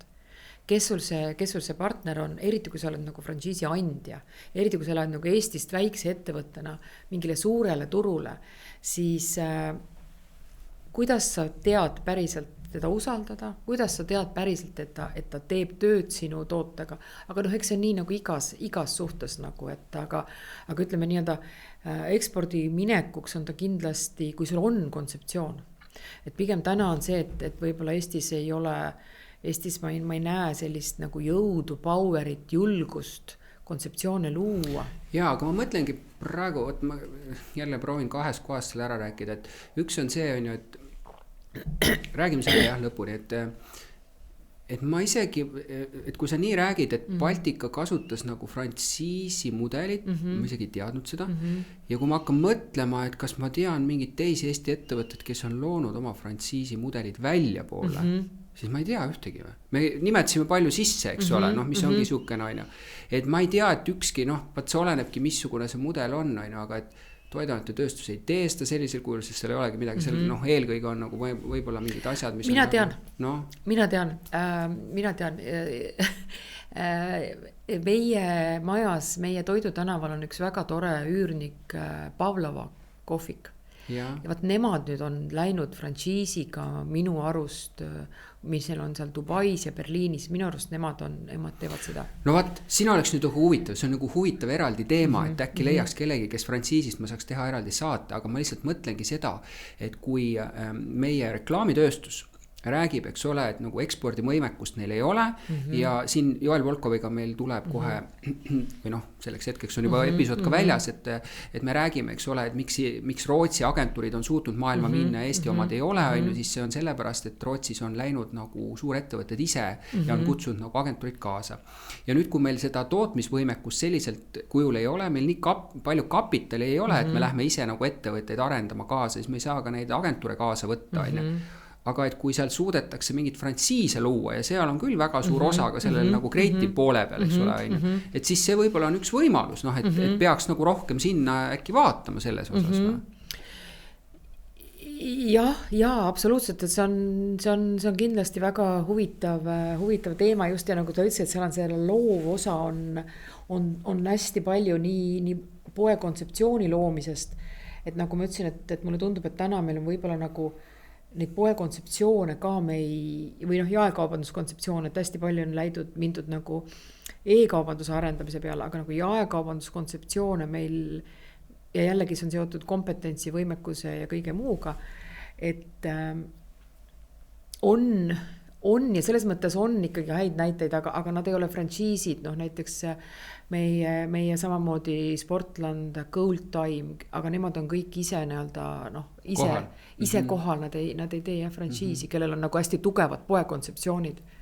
Aga jah, ja ma tahtsin teisest poolt öelda seda, et tegelikult ma ise arvan ka, et kui tegelikult lõpuni sul ei ole väga palju kapitali või ka seda riskimisaltisust, eks ole, uut toodet või kontseptsiooni välja luua, siis tegelikult ikkagi frantsiisi võtmine on päris hea samm, on ju. Jah, sest et miks ta on just hea samm on see ja miks mina olen ka väga õnnelik selle perioodi üle, mis mu elus oli, et sa saad, kui sa tahad, sa saad tohutult hulga kompetentsi, sa saad nagu brändide kogemust, tõesti nagu kogu sellest ahelast, kuidas ta ennast brändi loob, kuidas ta kontseptsiooni loob, kuni selleni välja, et sellesse perioodi mul õnnestus jääda nagu, või saada ikkagi nagu väga mitme poe ehitamine nullist, alates nii-öelda tõesti nagu läbirääkimistest keskusega ja siis sa saad need joonised ja siis sa otsid endale ehitaja ja siis sa hakkad ehitama, ja siis sa nagu näed seda taset ja kvaliteeti, kuidas siis brändid seda kontseptsiooni toovad sulle, ja noh, ja jällegi, kui mõelda nagu ekspordi peale, siis seal taga on suur hulk inimesi, eks ju, kes kuskil neid poejooniseid teeb, et noh, kõikidel korralikel moebrändidel tulevad rahvusvahelised tiimid siia, kes teevad siin nädalaid tööd, et see pood oleks selline, nagu ta tahab.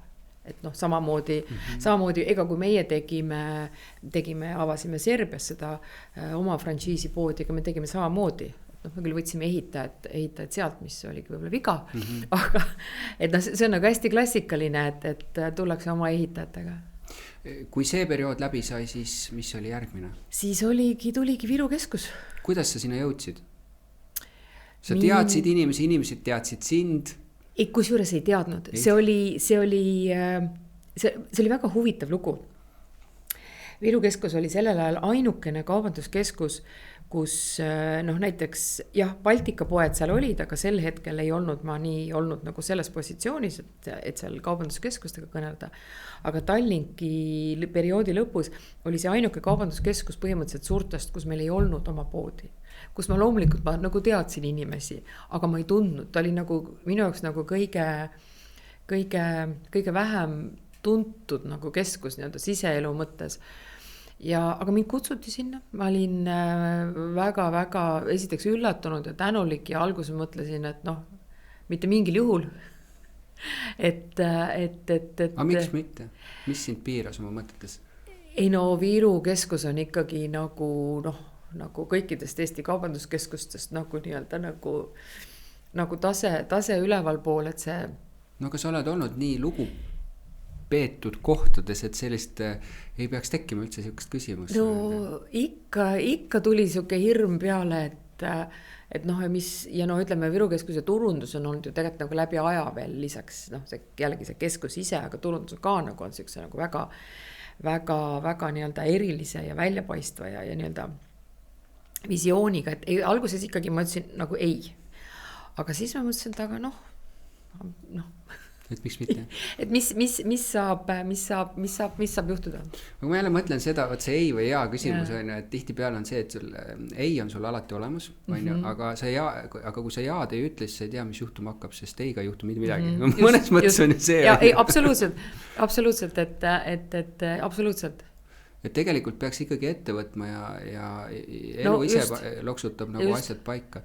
Ma lihtsalt korra mõtlesin, kui sa rääkisid sellest ehitajate teemast, miks kaubanduskeskust ise seda teenust ei paku? Ega me pakumegi. Ega täna me selles mõttes, meie keskuses näiteks, täna me pakume, et kui üks asi on hooldusteenus, mis on nagu igal juhul meie poolt, ainult meie partnerid ja samamoodi on ka mingid turundusteenused, mis on ainult meie partnerid, aga ka ehituse puhul, et üürnikul ei ole kohustus, aga üürnikul on pigem nagu võimalus ja jällegi see, et meil on omad ehituspartnerid, kes on välja kujunenud, eks ju, et siis keda me siis soovitame, sest et see on jälle mingisugusel väiksel jaeorganisatsioonil on see selles mõttes väga keeruline nagu see ette võtta. Ei no ma mõtlengi, et selleks, et sina nagu kaubanduskeskusena suudaks sellist nagu üldist taset pakkuda, eks ole, alates kellaajalistest nagu teemadest, aga et ehitajad, kes on su partnerid, kes tunnevad maja, igasugune turvalisuse teema, kõik muud asjad, tundub ju loogiline, kui neil on ka sarnaste asjade ehitamiskogemust, et siis sa ei peaks hakkama ise otsima. Just, et tegelikult nii on välja kujunenud küll, aga siin ongi täpselt see, et on brände, kes ja on mingisuguseid operaatorid, kes tulevad oma tiimidega, seal on nii kulukomponent kui ka see sama, et nad oskavad selle kontseptsiooniga, ta juba teab, mida tegema peab. Korra põikand nüüd sellesse tänasesse aega, eks ole, et sa ütlesid ka pakute turundusteenust seal oma rentnikele, et Tiia Nõmme Ülemistest rääkis, et ta nagu ei lähtub nagu kogukonna turundusest, et tal on seal, eks ole, rentnikud, see on üks kogukonna liikmed, sisuliselt see, kuidas läheb kõikidel koos määrab selle, kui hästi läheb kaubanduskeskusele, et see nagu lähenemine on siuke kogukonna põhine, mis on hästi nagu, kuidas sina oled nagu enda jaoks lahti mõtestanud seda koostööd nende rentnike, turundajate, esindajatega? Absoluutselt olen Tiiaga nõus ja mõtlen samamoodi. Ma võib-olla panen natuke nagu raame, eks ju, kus me toimetame, on ju, et Viru Keskus 29 500 ruutmeetrit jaepinda, meil on 115 poodi, 90 ettevõtet, umbes 90 ettevõtet, selles mõttes me oleme väike keskus, et meie nii-öelda võlu ongi see, et me oleme väike keskus. Umbes 900 inimest töötab majas ja siis umbes 30-40 000 inimest käib iga päev läbi. Ehk me oleme endiselt hoolimata linnavalitsuse abist teede kaevamisel, me oleme endiselt Eesti Vabariigi kõige külastatavam koht, et ikkagi miljonid inimesed. Aga see põhimõte, et ja siin ma näen nagu hästi, võib-olla hüppan korraga sõrel, ma siin nagu näen hästi seda mõttemudeli muutust, et kaubanduskeskus ei ole kinnisvara, loomulikult me oleme kinnisvara omanik ja loomulikult me teenime kinnisvara rendist, aga me ei ole kindlasti ainult enam juba ammu kinnisvara selles mõttes turundajad. Me ikkagi turundame lõppkliendile, turundame toodet. Ja keskkonda sa räägid. Me turundame keskkonda, me turundame neid brände, me turundame seda tervikut, eks ju. Ja see on täpselt see, et ega tervik on nii tugev, kui on iga lüli, on ju. Ja selles mõttes, me oleme väike, meil on 90 ettevõtet, aga need 90 ettevõtet on nagu hästi erinevad. Suuruse, struktuuride, võimekuse, meil on eks ju globaalseid ettevõtteid, keda juhitaksegi umbes täpselt globaalsest peakontorist, eks ju. Meil on neid ühe mehe väikseid ettevõtteid, kes teevad nagu maailma parimat pitsat, on ju. Kogu see amploa hästi erineva võimekusega, ka turunduse osas ja ka tulemuste osas ja vaata äris ju käib ikka niimoodi üles alla, et selleks, et tervik kokku tuleb, see kogu aeg pead nagu jälgima, kuidas kellelgi läheb, kuidas sektoril läheb, kuidas mingil üürnikul läheb, kui tal hakkab nagu see, kui sa hakkavad mingid probleemid tulema, siis millest see tuleb, on ju, siis mõtle, et kas sa saad teda toetada, et vaata päeva lõpuks, kui keegi üürnikul ei lähe hästi, siis tegelikult on üks põhjus kliendil vähem meie juurde tulla, kui et on mingi probleem. Et loomulikult kogu aeg monitoorid seda ja siis kogu aeg nagu vaatad, kus sa lisaks oma brändi katusele, et kas keegi vajab nagu sellist tuge. Ma mõtlen, et kas võib niimoodi kirjelda, mina ei ole kunagi keskustele teinud nagu turundust, aga et kui jällegi ma räägin turunduskommunikatsiooni, ma räägin nagu turunduse tegemine, et see sama tooteportfeli kokkupanek, et kas seda võib nagu võrrelda umbes, kui võtame selle meeste Baltmani kaupluse sisuliselt, on ju, sul on ka seal, eks ole, erinevad liiki ülikonnad, erinevate värvide, erinevate kangastega, erinevate hinnatasemetega, seal aksessuaarid juures, särgid juures, on ju. Ja nüüd, kui sa selle oled enda jaoks kokku pannud seal, ma ei tea, palju Baltmanil oli umbes tooted sul ühes kaupluses, ma ei tea, mingisugune 200 või? Ikka paar tuhat, Paar tuhat või? Ja. Issand, kui palju. Selles mõttes nagu tükke, SKU-sid kindlasti vähem, eks ju. SKU-sid mingisugune 200. No võt, 200. Kogu tunde pealt ütlesin. Nii, 200. Ja nüüd ma mõtlen seda, et see on umbes sama, eks ole, et need kauplused on nagu skuud oma olemus. Nende sees on omakorda palju skuud, aga nad on nagu skuud. Ja kui sa nüüd oled teinud mingisugused valikud nagu valed, eks ole, seal, ma ei tea, kanga värvid valinud, eks ole, mis ei ole hooaja kohased, mis hakkavad seisma. Ja kohe tekitavadki sellise tunde kuskil seal kaupluse nurgas, et see ei ole see koht, on ju. Et seda võib ju samamoodi nimetada, et kui sai vale ikkagi tootja koos oma kauplusega sinna esindatud, kus üldse ei käida, nendel läheb järjest kehvemini, seal hakkab vähem kaupale, see läheb alla ja siis tekib siuke üldine mulje, et ma ei tea, kas see nagu keskus või see kauplus, eks ole, nagu kui sa müüks neid meeste nagu moeasju, kas ta on üldse tasemel, et miks nad hoiavad siin neid asju, eks ole, see asi ei ole, et kas see on see niisugune žongleerimine, et sul kõik kauplusest või siis nagu kõik tooted, eks ole, kaupluses on nagu ikkagi relevantsed selle kliendi jaoks või? Kas see vaade võiks sul sarnane või? Ta on absoluutselt lihtsustades, on ta põhimõtteliselt täpselt sama. Aga loomulikult see protsessi mõttes on ta pikem. Et ikkagi ütleme, see esimene valik on ikkagi väga strateegiline otsus. Esiteks, kellele sa seda teed, miks sa seda üürnikku sinna valid ja loomulikult selles strateegilises otsuses on ka nagu neid komponente, on ju hästi palju, eks ju sama, aga kõige alus on see relevantsus kliendile, relevantsus kliendile nii toote, hinnataseme, turunduse, no kõige poolest. Ja noh, siis tuleb veel see opereerimise pool ka, et ega neid juhtumeid on ka, kus on nagu kõik on nagu olemas, bränd on olemas, aga vaat siin me jõuame selle Eesti selle frantsiisivõtjani, aga frantsiisivõtja kas ei oska või ei taha nagu selle brändiga tööd teha. Et see on nagu selline strateegiline või ei ole ka piisavalt kapitali. Või ei ole ka piisavalt kapitali, et noh, ega selles mõttes see on noh, vaata, Subway oli hea, käis ju ajakirjandusest läbi, et noh, et tegelikult oleks eeldanud nagu opereerimiseks nagu pikemalt nagu kapitali, sihukest investeerimiskapitali ja kõike ja nad ei olnud nõus seda tegema ja just täpselt, et selles mõttes see äriplaani osa on tohutult oluline. Mul läks nüüd mõte korraks sassi, ma tahtsin sinna tulla, et relevantne, no mis asi on relevantne, eks ju, noh. Ja kuidas me seda mõõdame, on ju, ja kuidas see siis nii-öelda just nagu noh, nagu välja paistab ja me oleme, eks ju, jaekaubanduses, kus on ikkagi nii-öelda kõige tähtsam on brändi portfell. Ja siis me tuleme jaekaubanduse nii-öelda mudelite juurde, et noh, ütleme, et täna on ikkagi läinud nagu jaekaubanduse rendisuhted oluliselt lühemaks, eks ju. Noh, me ei räägi 10 aastast, mitte keegi, me ei räägi ka 7 aastast, me räägime 5 aastast. Aga miks? Sellepärast, et trendid ikkagi tulevad ja lähevad või?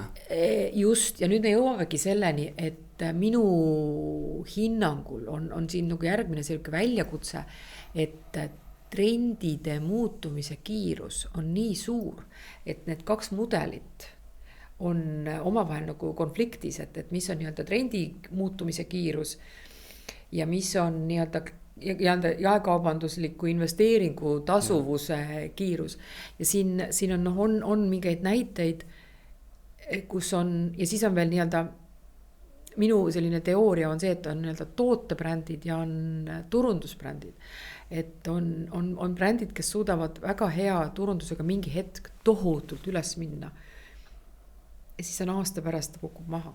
Aga ta on sul seal 7 aastaks poes või selles keskuses, et mis sa siis teed, on ju, et see perspektiivide pikkus, mida sa pead nagu nende strateegiliste otsuste tegemisel vaatama, on nagu päris ja mõnes mõttes tegelikult, kui sa tead, et see on aasta või 2, et kas sa jätad välja, aga ta on relevantne sellele kliendile tollel ajahetkel, mõnes mõttes ka nagu otsuse koht, eks ole. Just, et absoluutselt ja siin ongi see, et ega nii nagu meil absoluutselt igas asjas, et noh, me pigem otsime ka nagu paindlikkust, et kuidas saaks niimoodi, et okei, kui me teame isegi et see bränd on võib-olla lühikese elueaga, kuidas tahaks teda olla seal. Tema teenib, klient on õnnelik, meie teenime mingi lühema ajaperioodi jooksul, et siin on selliseid huvitavaid selliseid paradigma muutuseid. Aga kas sa näed seda viimase 5 või 10 aasta jooksul juba, et tegelikult trendid on lühemaks läinud? Absoluutselt. Ja võib-olla see on nüüd see koht, kus ma toon nagu paralleeli selle moetööstuse pealt, et see, mis toimub moetööstuses, kogu selline kiiruse kasv, eks ju, noh, lihtsalt ma olen seda nagu näinud, kui kiiresti see kiirus kiireneb.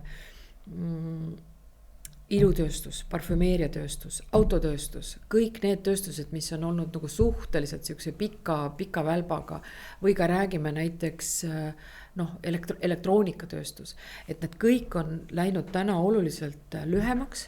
Trendid on läinud oluliselt lühemaks, toode on läinud oluliselt odavamaks, aga ka ebakvaliteetsemaks. Et tegelikult kõik need samad, et selles mõttes on moetööstus on olles üks suurimaid reostajaid maailmas, aga ta on nagu hea näide, mille pealt tegelikult võiks nagu teha neid otsuseid. Võiks nagu õppida, et aga ma mõtlen, et vaata, aga turundus ju juba ongi seal, see always on, et kogu aeg toimivad kampaaniad ju tegelikult ju kehastavad seda, et võtame 20 aastat tagasi sellist asja ei eksisteerinud, olid väga suured lantseeringud ja siis oli vaikus, lantseeringud, vaikus on ju. Ja nüüd meil on tegelikult see pidev kampaania foon, sellepärast, et nagu sa ütled, tegelikult kogu aeg muutub, sa ei saa teha sellist, et oota, ma teen nüüd pausi ja ma tulen sügisel tagasi, eks ole, et maailm on edasi läinud sellel ajal juba. Jaa, absoluutselt, et üks asi on nii-öelda kampaaniafoon, et isegi sellist nagu klassikalist nagu kampaania mõtet enam ei ole, eks. No ongi pidev tegevus. Kogu aeg on pidev tegevus, üks asi on nii-öelda pidev tegevus hinnaga mängimise võttes või ütleme siis sellise nii-öelda noh, nagu sooduspakkumise mõttes. Aga teine on ka see, et eks ju kõik need uued peale tulnud kanalid ja uued peale tulnud mängijad turul, need lihtsalt suruvad torusse kogu aeg nii palju uut toodet. Et ja selles mõttes ongi kõik see hooaegade, natuke veel kliima nagu paneb raami, aga põhimõtteliselt see kõik on selline segadus. Ja ta on ka kliendi peas segadus selles mõttes, et kliendi nagu ootus kogu aeg saada ka mingit allahindlust, eks ju, sest kogu aeg ju on allahindlus, eks ju. Ja kaupmehed tihtipeale lähevad sinna lõksu, et hinna allahindlusega ongi esimene kord on lihtne müüa, suhteliselt lihtne. Aga kui sa sinna lähed sinna lõksu, sealt ei saa välja.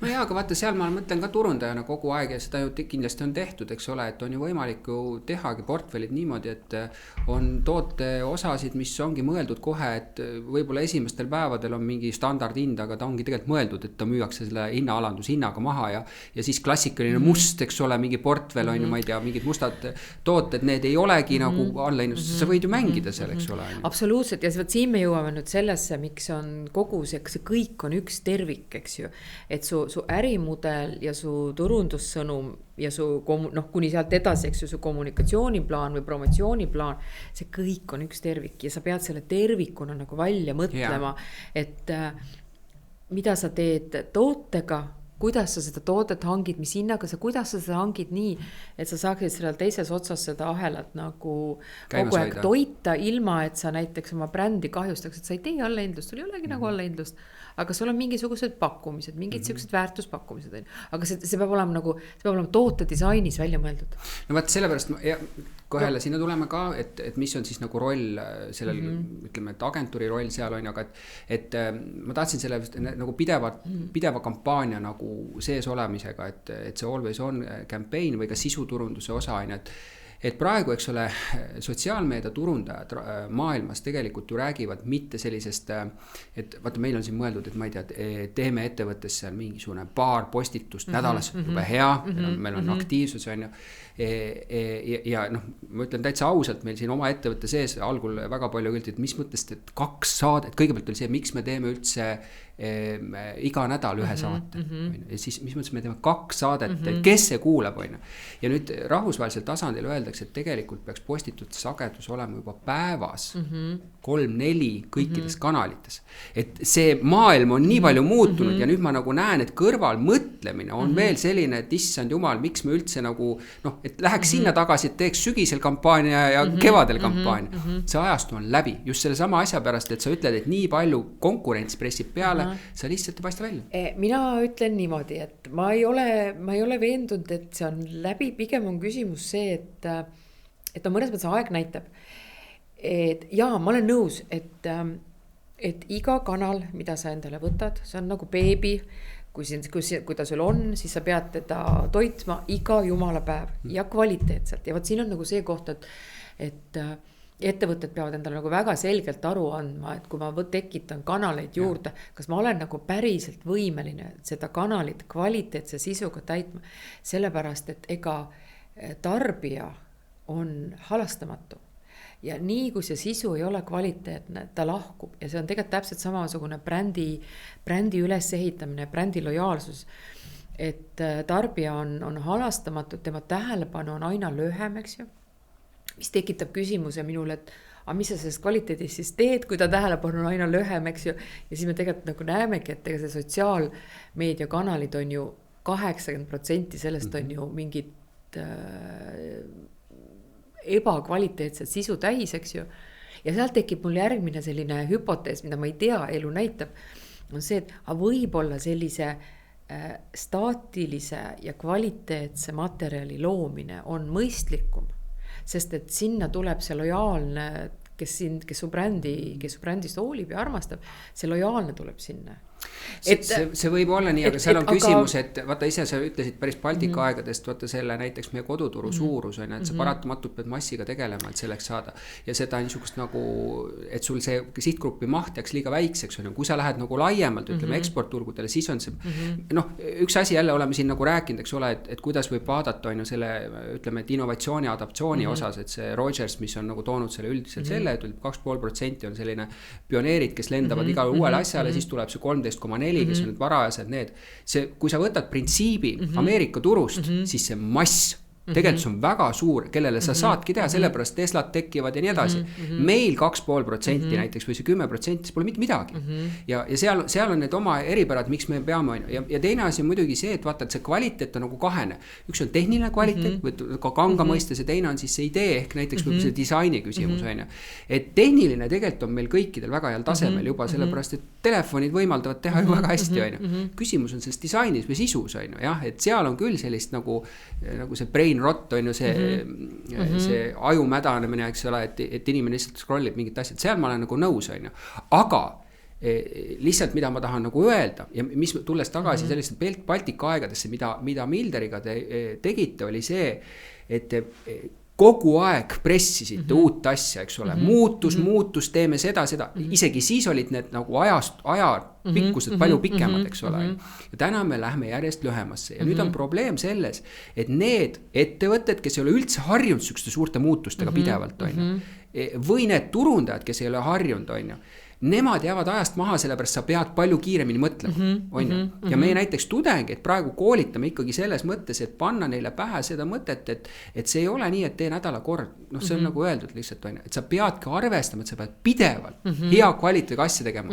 Ja seal on pea meeskond, ma olen nõus, üksi seda ei tee, on ju. Kindlasti tehisintellektil on seal mingi tuleviku see, on ju, aga ma ütlen, et me oleme nagu suure muutuse ikkagi ees, on ju, ja enam niimoodi ei saa teha, nagu oleme teinud, eks ole. Ma olen sellega hästi päri ja ma arvan, et see on nagu nii-öelda nii juhtide kui turundusjuhtidel täna võib-olla kõige suurem küsimus, mida peaks enda käest küsima, kuidas ise, alati hakkab ju ise endast peale, et kuidas meie meeskonnad, kuidas meie laiendatud meeskonnad on valmis selleks pidevaks muutuseks, et kõik on aru saanud, et tõenäoliselt stabiilsust ei tule enam kahjuks, aga kuidas me oleme valmis meeskondadena andma siis seda pidevalt uut tulemust? Kvaliteetselt, et vaata, siin on veel sellised nüansid, eks, et sa pead seda kvaliteetselt tegema, sa pead oma meeskonda nii-öelda, me peame kõik ka jääma nagu terveks selle juures, eks ju. Ja samamoodi, ega meie kliendid on samasuguses olukorras, eks ju. Ma olen nõus, aga mõtleme asju lihtsamini, eks ole, mõtleme näiteks niimoodi, et sa oled jaekaubanduses olnud ja sul on müüjad jaekaubanduses, kes on klienditeenindajad ja kui on natuke kallim asi, siis ta ei ole see, et võtaks raha vastu ja minema, ta peab seda klienti teenindama otsast lõpuni, eks ole, tuleb siis näiteks ülikondade puhul on, ta tahab saada nagu mingit, kuule, mis number ma olen, mis nii edasi. Kas sa talle oled nagu öelnud, et kuule, et see on hea, kui sa teenindad 2 klienti päevas ära, et rohkem ei ole vaja.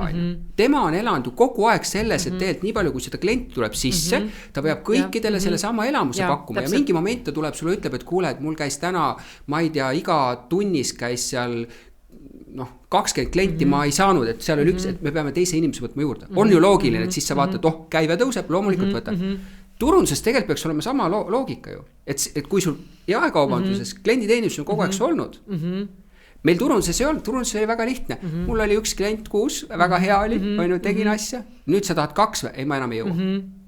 Kas mul on vale mõte või?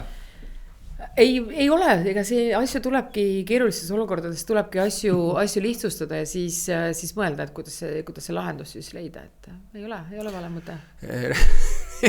Ja hinnang, aga ma mõtlengi, et tegelikult on kõik nagu perspektiivi küsimus, eks ole, kust poolt sa vaatad, on ju. Jätkusuutlikkusest tahan veel küsida, on ju. Et ma olen nõus, see on hästi niisugune fundamentaalne muutus. ja paljudel ei ole see kohale jõudnud, see fundamentaalne muutus on ja küsimus ei ole üldse planeet loomulikult, aga põhimõtteliselt, et need rattad on hakanud tööle. Nüüd väiksed tagasilöögid, Ameerika, eks ole, kes ütleb, et ei ole konkurentsivõimeline ja nii edasi. Mul on tunne ja praegu on kõik, ütleme, et ma räägin inimestega siis, aga et äkki tuleb Euroopa Liitu ka mingisugune, et juba räägitakse. Ma arvan, et ei tule sellepärast seadusandlus on nagu oma tööd hakanud juba tegema ja seda keegi ei lükka niimoodi tagasi. Et need kohustused on üks asi. Ma praegu vaatan, et ise ma ka osalen seal EISI, see on siis integratsiooni sihtasutus. Mis integratsioon? Ei vabandus, selleks valesti. Innovatsiooni sihtasutus, et see mõttel juhe. No võib-olla pole vale, et seal on ka see ESG teemalised workshopid ja mingi, mis nad seal ütlesid eelmine kord, 350 ettevõtet juba osalevad ja kusjuures meil tuleb ESG-st Sustineeriga eraldi nagu episood, et me räägime selle lahti ka ja et ma näen, et huvi on suur, sest see puudutab kogu tarnet, Nüüd ma mõtlen näiteks kaubanduskeskuse mõistes, see tegelikult selleks, et olla nagu kestlik kaubanduskeskus, peaks eeldama, et kõik, kes sul seal sees on täpselt samasuguses programmis kestlikkusega. Kas see on nagu reaalne ja kas sinna poole nagu trügitakse, et see sinna nagu jõuaks või? Okei, see on nüüd viimasel ajal mu üks lemmikteemasid, sest ma olen sellega siin aasta otsa tegelenud vaikselt. Aga ma hakkan nagu kaugemalt pihta. Esiteks, see on väga huvitav hetk praegu, et kõik need sellised positiivsed muutused, trendid, nagu kestlikkuse tähtsustamine, mitmekesisuse tähtsustamine, näiteks kui me räägime moetööstusest, siis selle sees näiteks keha positiivsuse nii-öelda esile toomine. Need kõik on siin, ütleme, 10-15 aastat on vaikselt. Sa mõtled nagu body shaming, selle nagu mingi vasta jah, et keha positiivsus ehk kõik ei pea olema 0 suuruses ja -1 suuruses, aga et need 3 asja, kestlikkus, mitmekesisus ja kehapositiivsus, need on kuskil 10-15 aastat tulnud meie poole liikunud, et me oleme läinud nagu paindlikumaks. Ja nüüd häkki hakkab see pendel nagu teise serva kõigis nendes 3. Et ma tahaks hirmsasti teada, mis on juhtunud, kus me oleme näiteks 5 või 10 aasta pärast. Ja ma olen mõelnud, et miks see nii on ja ma arvan, et siin on tegelikult hästi lihtne on see, et ühiskond ei olnud võib-olla valmis nendeks muutusteks, nendeks mõttemuutusteks. Kas sa mõtled ühiskonda nagu lõpptarbijana või ettevõtjad? Ei, ma mõtlen, me kõik oleme tegelikult ju nii ettevõtjad kui tarbijad. Me ei olnud tarbijatena valmis, me ei olnud ühiskonnana valmis. See on üks asi ja teiseks on võib-olla hea õppetund see, et kui sa midagi nagu liiga jõuga hakkad suruma, siis tuleb sinna kohe vastu jõud. Ehk ja kuidagi need 3 trendi käivad täna hästi ühes sammus ja nüüd on küsimus, mis edasi saab. Ja ma mõtlen nagu turundajana niimoodi, et esimene asi on see, et tänasel päeval turundajate jaoks on palju olulisem sellest, et mul on kestlik sündmus ja kestliku sündmuse juhend ja mul on kampaania jalajälg, mida ma proovin ilgelt. Mis asi on kestlik sündmus? Ütleme, sündmuste kestlik korraldus. Et sündmuste kestlik korraldus. Nagu ürituse jah. Et ürituse kestlik korraldus või näiteks, et ma mõõdan, näen tohutult vaeva oma kampaania jalajälje mõõtmisega, mis on ka oluline, et kas ma kasutan PVC-d või kasutan LED-i, eks ju. Nii.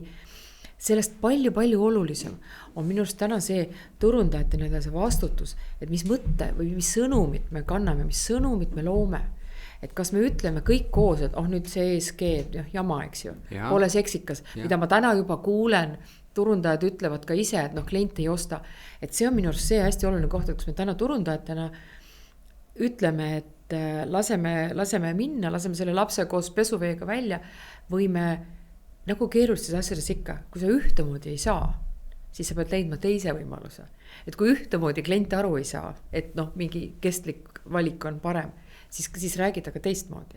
Et see oli selline nagu... sa räägid nagu, niisugusest nagu kommunikatsioonisõnumist, et mis nagu jõuab. Vaata, aga seal oli jälle... Aga ma tulen selle kaubanduskeskuse juurde korra tagasi, et ja olen sinuga nõus ja meie lähenesime selle niimoodi, et me tegime endale ikkagi strateegia kestlikkuse jaoks ja seal on näiteks kliendi teadlikkus on üks täiesti konkreetne plokk sees et noh, seal on kõigepealt tuleb muidugi maja kui visiitkaart, sinna käib kõik see energiasäästu, kõik need teemad, linnas liiklemine, siis on väärtuspakkumine ehk see, et noh, millist brändi me nii-öelda lubame oma portfelli või ei luba ja siis tuleb klienditeadlikkus, kõige keerulisem valdkond.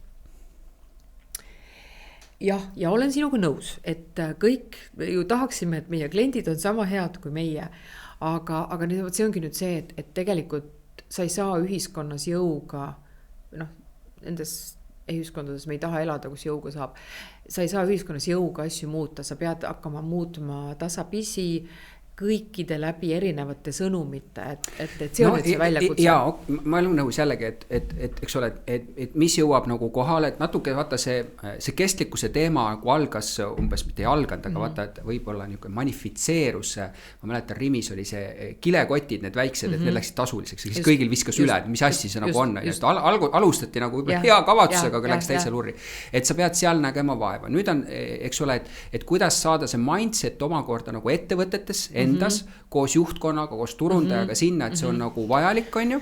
Et seda hakata tegema, mitte ainult kommunikeerima, vaid viia ka tootearendusse sisse, eks ole, on ju.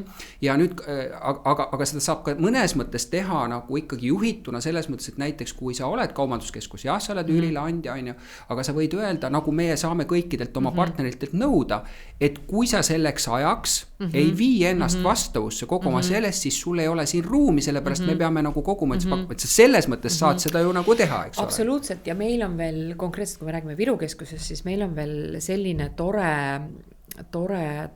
lugu, et me oleme ainuke Baltikumi kaubanduskeskus, kellel on LED Platinum Operational and Maintenance sertifikaat, mis tegelikult on hästi selline kõike hõlmav, seal siis mõõdetakse kõike kuni selleni välja, kuidas meie 900 inimest, kes meil töötab, kuidas meie 900 inimest siis tööle tulevad, autoga, bussiga, lennukiga. Ehk juba see on üks, mis paneb sellise, noh, kuna see ongi standard, see paneb standardi ette. Ja teine on täpselt see, et me oleme ise nii-öelda liikumas selles suunas, et hakata oma üürnikke nügima, mingid nügimised on juba tehtud, noh, et on nagu LED-lambid, see on juba täna nagu standard, aga see ei olnud standard, see ei olnud standard mingi aeg, või siis mingid väiksed asjad, me just hiljuti tegime siin prügiauditi, noh, ei olnud kõikidel kauplustel näiteks neid erineva prügi sorteerimise sortereid tagaruumides, noh, siis me tegime sellisele väikse praktilise teo, et kui me uuendasime üldalade sorterid, siis me vanad sorterid jagasime kauplustele, et näed, siin on ja sorteeri, eks ju. Väiksed asjad, aga väga olulised. Aga sellest nügimisest, et noh, ja kuidas sa siis nügid, eks ju, noh, üks asi on sa nügid nii-öelda nagu seadusega, mis noh, tegelikult Euroopa Liit on meile kehtestanud ja ma olen nõus selles mõttes, et neid seadusi tuleb nüüd natukene, on tulnud natuke liiga palju, me lihtsalt ühiskonnana, ettevõtetena, me ei suuda neid läbigi lugeda, me ei suuda neid rakendada ja sealt loomulikult tuleb vastu väida. Aga ega noh, ka ettevõtted meie täna, me tajume oma positsiooni ja tahame nügida siis oma üürnikke ja sest et ka üürnikud, rahvusvahelised korporatsioonid vaatavad väga, mida keskus teeb. Et noh, me peame samamoodi näitama, mida meie teeme. Aga me nügime ja me tegime näiteks nügimise esimeseks sammuks sellise suhteliselt massiivse roheuuringu, mida me nüüd tahame kindlasti jätkata järgmisel aastal või sellel aastal. Et siis uurisimegi oma üürnike, kõikide üürnike käest nii strateegilisel kui operatiivsel tasandil, et mida nad siis teevad kestliku sammudega, et noh, ega sealt tuleb selline esimene teadmine ja siis noh, sealt pealt saab hakata nii-öelda nagu mingid järeldusi tegema. Aga noh, ma mõtlengi jällegi talas tulles turundaja juurde, et vaata turundajal on nii oluline roll kogu selles protsessis, et kui tema on otsustanud sisemiselt, et see on ikka õige asi, on ju. Tuleme talasi sinu selle tarnahala kvaliteedijuhi nagu positsiooni juurde, on ju. See, et missugust kangast mis viisil see kangas on toodetud, eks ole, missugust jalajälge see tuleb, on ju. Jah, seal on erinevad hinnad sellel, on ju. See kõik mõjutab nagu lõpphinda ja nii edasi. Aga siin on juba see otsuse koht tegelikult, on ju. Ja kui ta punkt 1, ta sellest üldse midagi aru ei saa, tootmisprotsessist, eks ole, mis asi see on või mingi kvaliteet või kuskil, et see on teine osakond, kui ta ei tule huvi. Või kui ta ei esita toote väljatöötamisel seda küsimust, et see peab olema tagatud sellisel tasemel, siis mitte midagi ei muutu. Ehk sellepärast ma nagu mõtlengi, et see mindset peab olema kestlikkusele suunatud mindset, ainult siis asjad hakkavad muutuma. Absoluutselt, et ega see kõik muutused hakkavad meist iseendast pihta ja me peame kõigepealt teadvustama seda probleemi ja siis ütlema, et ma teen kõik endast oleneva nii ettevõtjana, nii eraisikuna kui ka oma tööpositsioonis selleks, et sest päeva lõpuks on meil väga suur võim oma igapäevaste otsustega, nii inimestena kui ka ettevõtjatena. Ja see on tegelikult on see meie otsus ja mõnikord on ebamugavam, aga tegelikult pooltel juhtudel ei ole. No ja ma pean endale ka siin tuhka pähe raputama. Ja kui me kõik peame. Aga lihtsalt, et mina näiteks üritasin ka, mina ei saanud loogiliselt aru, et miks piimatööstuses on jogurti või kohupiima topsid palstist. Plastihävine, on ju, issand, kus me rapsisime sellega, et kust leida ei olnud nagu tootmist kuskil, mis nagu annaks mingisuguse teise lahenduse. Ja see on tegelikult kõik jama, et kuidas ei ole suudetud välja töötada siis mingist normaalseid asju, no kuidas ei ole, on ju. Aga see on jällegi, see asi ei ole ainult nii, et see tops peab jooksma mingi masina peal, neid masinaid ei ole, kõik see, kogu see ahel on nagu metsas, mina ütleks nagu on. Ühtepidi on metsas ja see kestlikkuse teema on võib-olla selles mõttes väga huvitav teema, et see on nii keeruline teema, et siin tuleb nagu hästi niimoodi samm-sammult kaine mõistusega ja nii-öelda anda ka endale selles mõttes armu, et kui me kas turundajana või tootearendajana teeme vale sammu tänase teadmise pealt, siis on see okei, sest meil tuleb teadmist juurde, et me teeme homme parema sammu.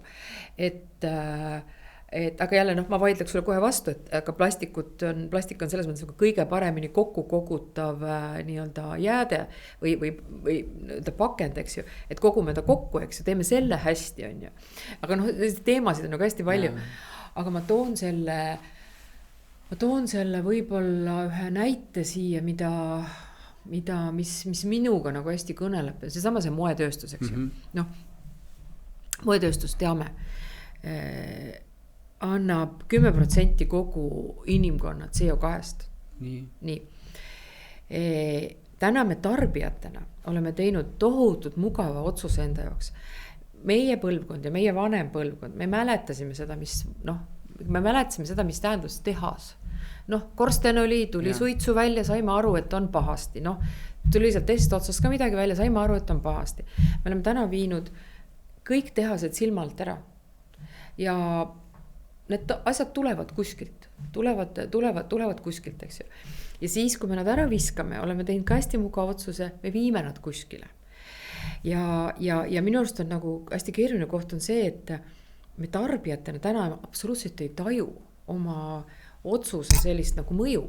Nagu jalajälge, sa ei tajugi. Sa ei tajugi ja nüüd on miks ma selle peale nii-öelda olen mõelnud ja kuidas me nüüd turundajana saan talle selgeks teha, et milline on nagu parem otsus, milline on halvem, just nagu see kommunikatsioon, et mida ma siis talle kommunikatsioonis ütlen. Kõik, mis on ju parem, me ei teame, et on kallim, eks ju. Kuidas sa nüüd ütled, sest vaata, ESG-s on see inimfaktor ka, eks ole, et sa pead töötajale maksma nagu väärilist palka ja see nagu viib kohe oma hinna üles, kui sa midagi hakkad nagu tohtma, eks ole. Absoluutselt, et ma ei tea, siin ei tohtinud nagu halbasid sõnu kasutada, aga ma lihtsalt ütlen, et mõelge korraks või mõtleme korraks tarbijatena. Kõik see, mida me täna hästi õnnelikult eestlastena ostame Temust. Või Sheinist. Või Sheinist, vahet ei ole, lihtsalt mõlemast, eks ju. Siis mis on selle tegelik nagu mõju, mis on nagu see mõju, et mis on see kuskil teises maailma otsas, mis elu elab see inimene, kes seda toodab. Mis on selle keskkonna mõju, kui see toode, mis on ebakvaliteetne, läheb rutem katki, kuhu me ta paneme, mille keskkonna mõjusid hakkame kõik kinni maksma ettevõtjatena varsti homme. Mis on see mõju, et Euroopa Liidus on regulatsioone liiga palju, kõik meile meeldib Euroopa Liitu nagu sarjata, aga need regulatsioonid kaitsevad meid selle eest, et me ei lähe kärna, et me ei jää haigeks. Et see on nagu see, ja veel kolmas mõju, et meile kõigile meeldib Eesti ettevõtteid sarjata samamoodi, et liigkasuvõtjad võtavad, aga mõelge oma naabrinaise peale, kes homme jääb tööta sellepärast, et tal ei ole enam tööd. Tal, noh, et võib-olla see on liiga mustvalge, aga see on... No sa nagu räägid sotsiaalsest jätkusuutlikkusest ka, eks ole, mitte ainult keskkondlikust. See päeva lõpuks on üks ja sama kõik. See on selles mõttes nagu üks ja sama, et...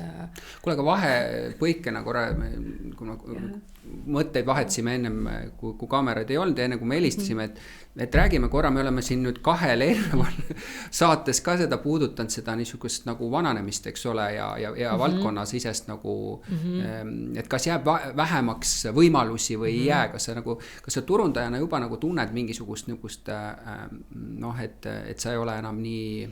Et see vaade on nagu umbes selline, et see ei ole enam nii up to date, et näed, et siin noored tulevad sotsiaalmeedias, suudavad asju teha. Näpud püsti. Aga siis sa küsid selle noore käest, miks sa teed seda? Ja siis ta jääb nagu...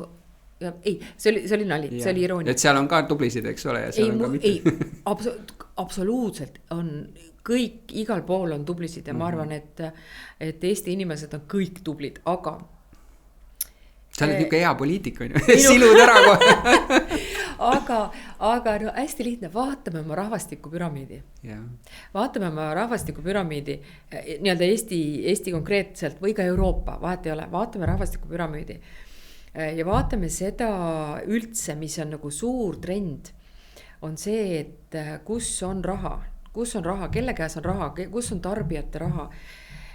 Rootsi pangad. No see, et ta Rootsi pangas, see on nagu nii, aga kes selle sealt Rootsi pangast kätte saab, on tegelikult 2 asja. Esiteks on see, et meil ei ole tööjõudu. Me peame hoidma, kui sa vaatad täna 20-aastaste või 25-aastaste vanusegrupi suurust ja sa vaatad 35-50 vanusegrupi suurust, me peame hoidma need inimesed tööjõuturul, sellepärast, et vastasel juhul meil lihtsalt ei ole keegi, kes selle töö ära teeb. Teine asi, et 30-50 aastad inimesed, nende käes on nagu raha ja tõenäoliselt on 20 aasta pärast ja see on suur grupp ja ka veel 20 aasta pärast on nende käes raha, et see maht on kõige suurem ehk ka see nii-öelda turundaja fookus ja kvaliteet, et see on see, kus ma ütlen, et kes on minu klient ja et kes klient tahab saada nagu kvaliteetset sisu ja ma ajan veel pildi segasemaks, et esiteks, meil on vaja need vanad tööjõuturul hoida, sest meil ei ole nagu, meil ei ole muud võimalust. Meil on tarbija vananeb, me peame leidma need tooted, teenused ja viisid, kuidas temaga rääkida, sest et ta on aktiivne veel pikalt. Et, ja veel selline eraldi nüanss võib-olla, mis tegelikult paneb selle teise teema nagu kõlama. Et teadlased on ju täna hästi selgelt öelnud seda, et kuna inimkond nii palju vananeb ja see vanade hulk on nii suur, siis ka igasuguste aju- ja neuroloogiliste haiguste maht ühiskonnas on lihtsalt nii suur. Et ma just vaatasin, et USAs prognoositakse, et tänasest mingi 7 miljonist Alzheimeri haigest see 2-kordistub peagi, kes neid inimesi nagu, et vaata ühiskonnale tulevad hoopis teistsugused vajadused ja ka enne kui sa sinna Alzheimerisse jõuad, enne sa tarbijana, sa vajad hoopis teistsuguseid tooteid ja teenuseid ja sa räägid selle ümbritsevad, kes nagu teenindavad aga ma räägin, kui me tulen nüüd turundusse tagasi, siis tegelikult ikka hästi, minu arust on nagu, me võime siin räägib inimene, kes 23-aastaselt sai, eks ju, suhteliselt olulise positsiooni, eks ju.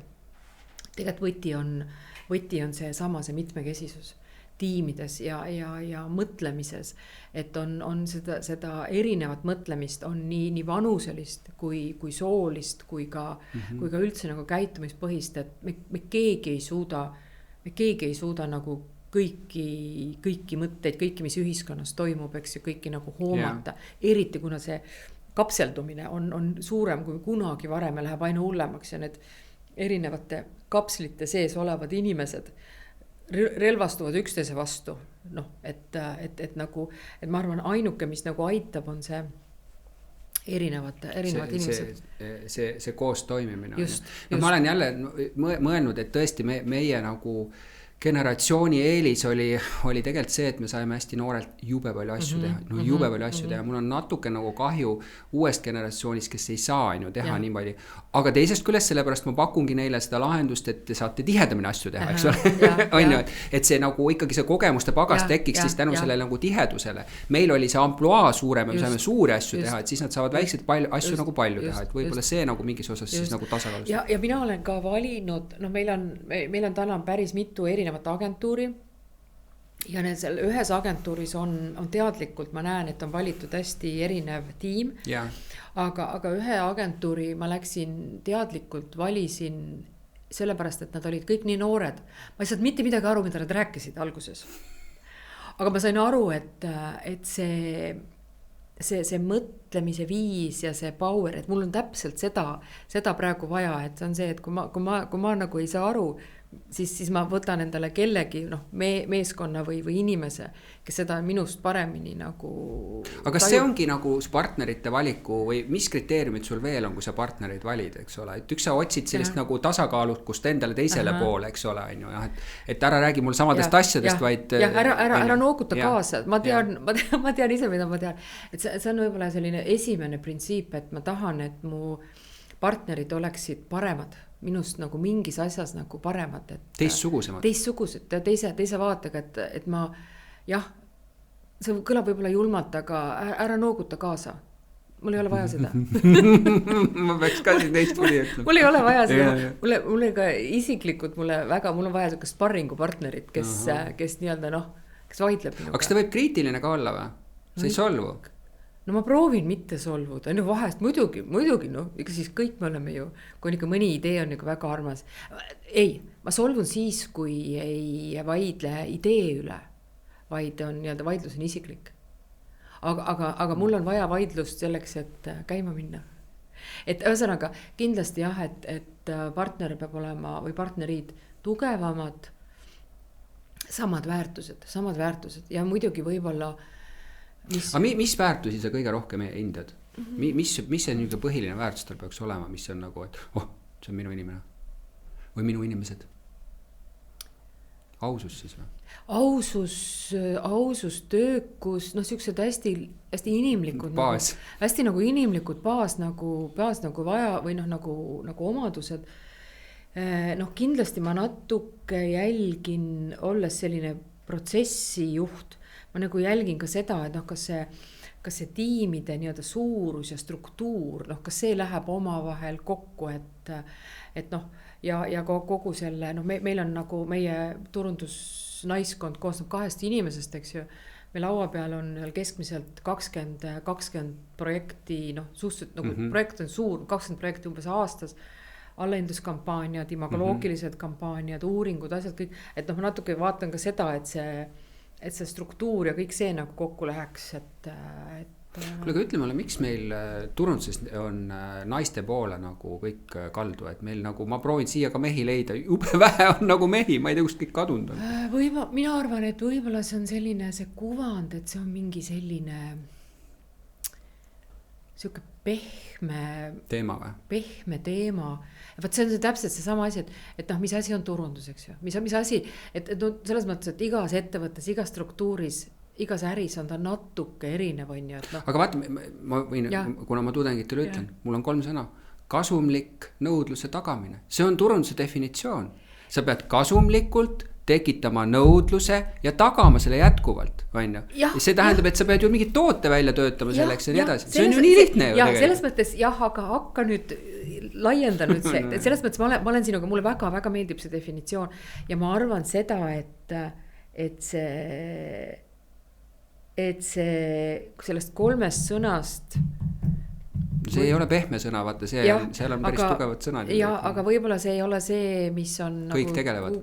Kuvand, et ma arvangi, et see probleem ongi selles, et Turundus turundajaid enda hinnatakse selle visuaali järgi, millega nad välja lähevad, on ju, see kõik see raske töö, mida sina oled selle kvaliteedijuhina teinud või see on kuidagi nagu kadunud ära, on ju, ja ma juba nagu aru saan sinu nagu taustalt, sa oled tohutult nagu protsessi juhtimisele nagu keskendun oma mõttes, mis tegelikult ongi, mida ma nüüd nagu tippturundajaid intervjueerides saangi aru, et väga paljud on jõudnud karjääris sinna, et nad nagu mõtlevad eesmärgist ja protsessist, et see on nagu selles turunduses kõige A ja O ja kõik muu tuleb nagu järgi, eks ole. Ja tegelikult see ongi nii.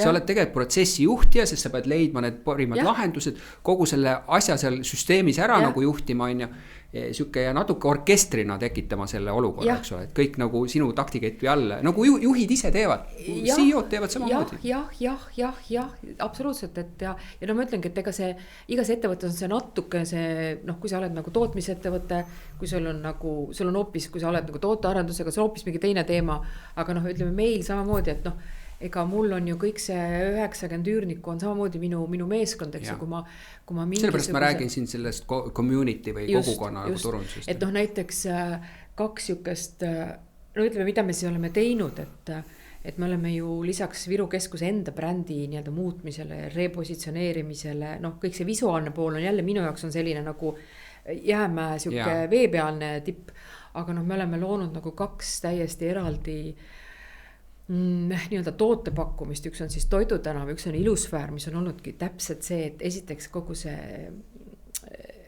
üürnike miks, nende kontseptsioonid, miks me seda nii teeme, kuidas ja nüüd täpselt ja sealt me jõuame selleni, mida me siis kliendile ütleme, kuidas me tahame kliendile öelda ja sealt on täpselt see, mida ma suudan deliverdada, kas ma suudan, kas see minu lubadus, mida ma nagu ma olen sa räägid väärtuspakkumisest, jah, just, aga sa pead seda nagu kujundama koos ja sa ei saa seda ise ka kujundada, on ju, et kui sul on nagu partnerid, on ju, et selles mõttes see jah, ma ei mäleta, mis see küsimus oli, aga et turundus on nagu palju rohkemat kui plakati tegemine. No, aga vaata, ma mõtlengi, et probleem on, ma arvan, selles, et on juhte, kes pole kunagi saanud hea turundajaga kokku ja nendel on võib-olla tekkinud nagu mitte suuri ootusi selle valdkonna suhtes ja sellepärast see valdkonna inimene ei saa ka suuri tükke seal teha, eks ole, on ju, ja siis sellest tekib mingi kultuur selles organisatsioonis, tuleb uus inimene sisse, võtab selle rolli ära ja täpselt samamoodi läheb, on ju, ja ma ütleks selle vastupidi, on juhte, kes on kogenud, et tal turundusjuht on tema strateegiline partner, kes aitab tal ettevõtet nagu arendada ja seal on, noh, ma ütlen, et mis öeldakse mu endise juhi kohta ja eks ta on nagu kõver ka olnud, on ju, aga vaieldamatult ma sain töötada 15 aastat omanikuga, kus ma sain teha turundust täiel määral nii, nagu peakski turundust tegema, kõikides aspektides, on ju, et määrama kõik ka sisseostus, mis asjad on vajalikud, on ju, et ja nii see peakski olema ja nii ta saabki seda edu, eks ole, tegurit ja paljudes ei ole seda. Ma olen sinuga nõus ja ma võib-olla vastaksin sellele niimoodi, et kui me olime nii-öelda industriaalühiskond ja kõige olulisem oli toode ja tootmine, siis oli päriselt, nagu ma uskusin ja ma arvan, et see nii oligi, oli hästi oluline roll toote kvaliteedil ja siis näiteks kvaliteedijuhtidel ja siis oli see nii-öelda paradigma, et kvaliteedijuht on tegelikult, noh, kui alati küsitakse, kes võiks olla järgmine ettevõtte tegevjuht, kus ta võiks valdkonnast tulla, eks ju, kvaliteedijuht, mõistlik, sellepärast, et meil oli vaja head toodet.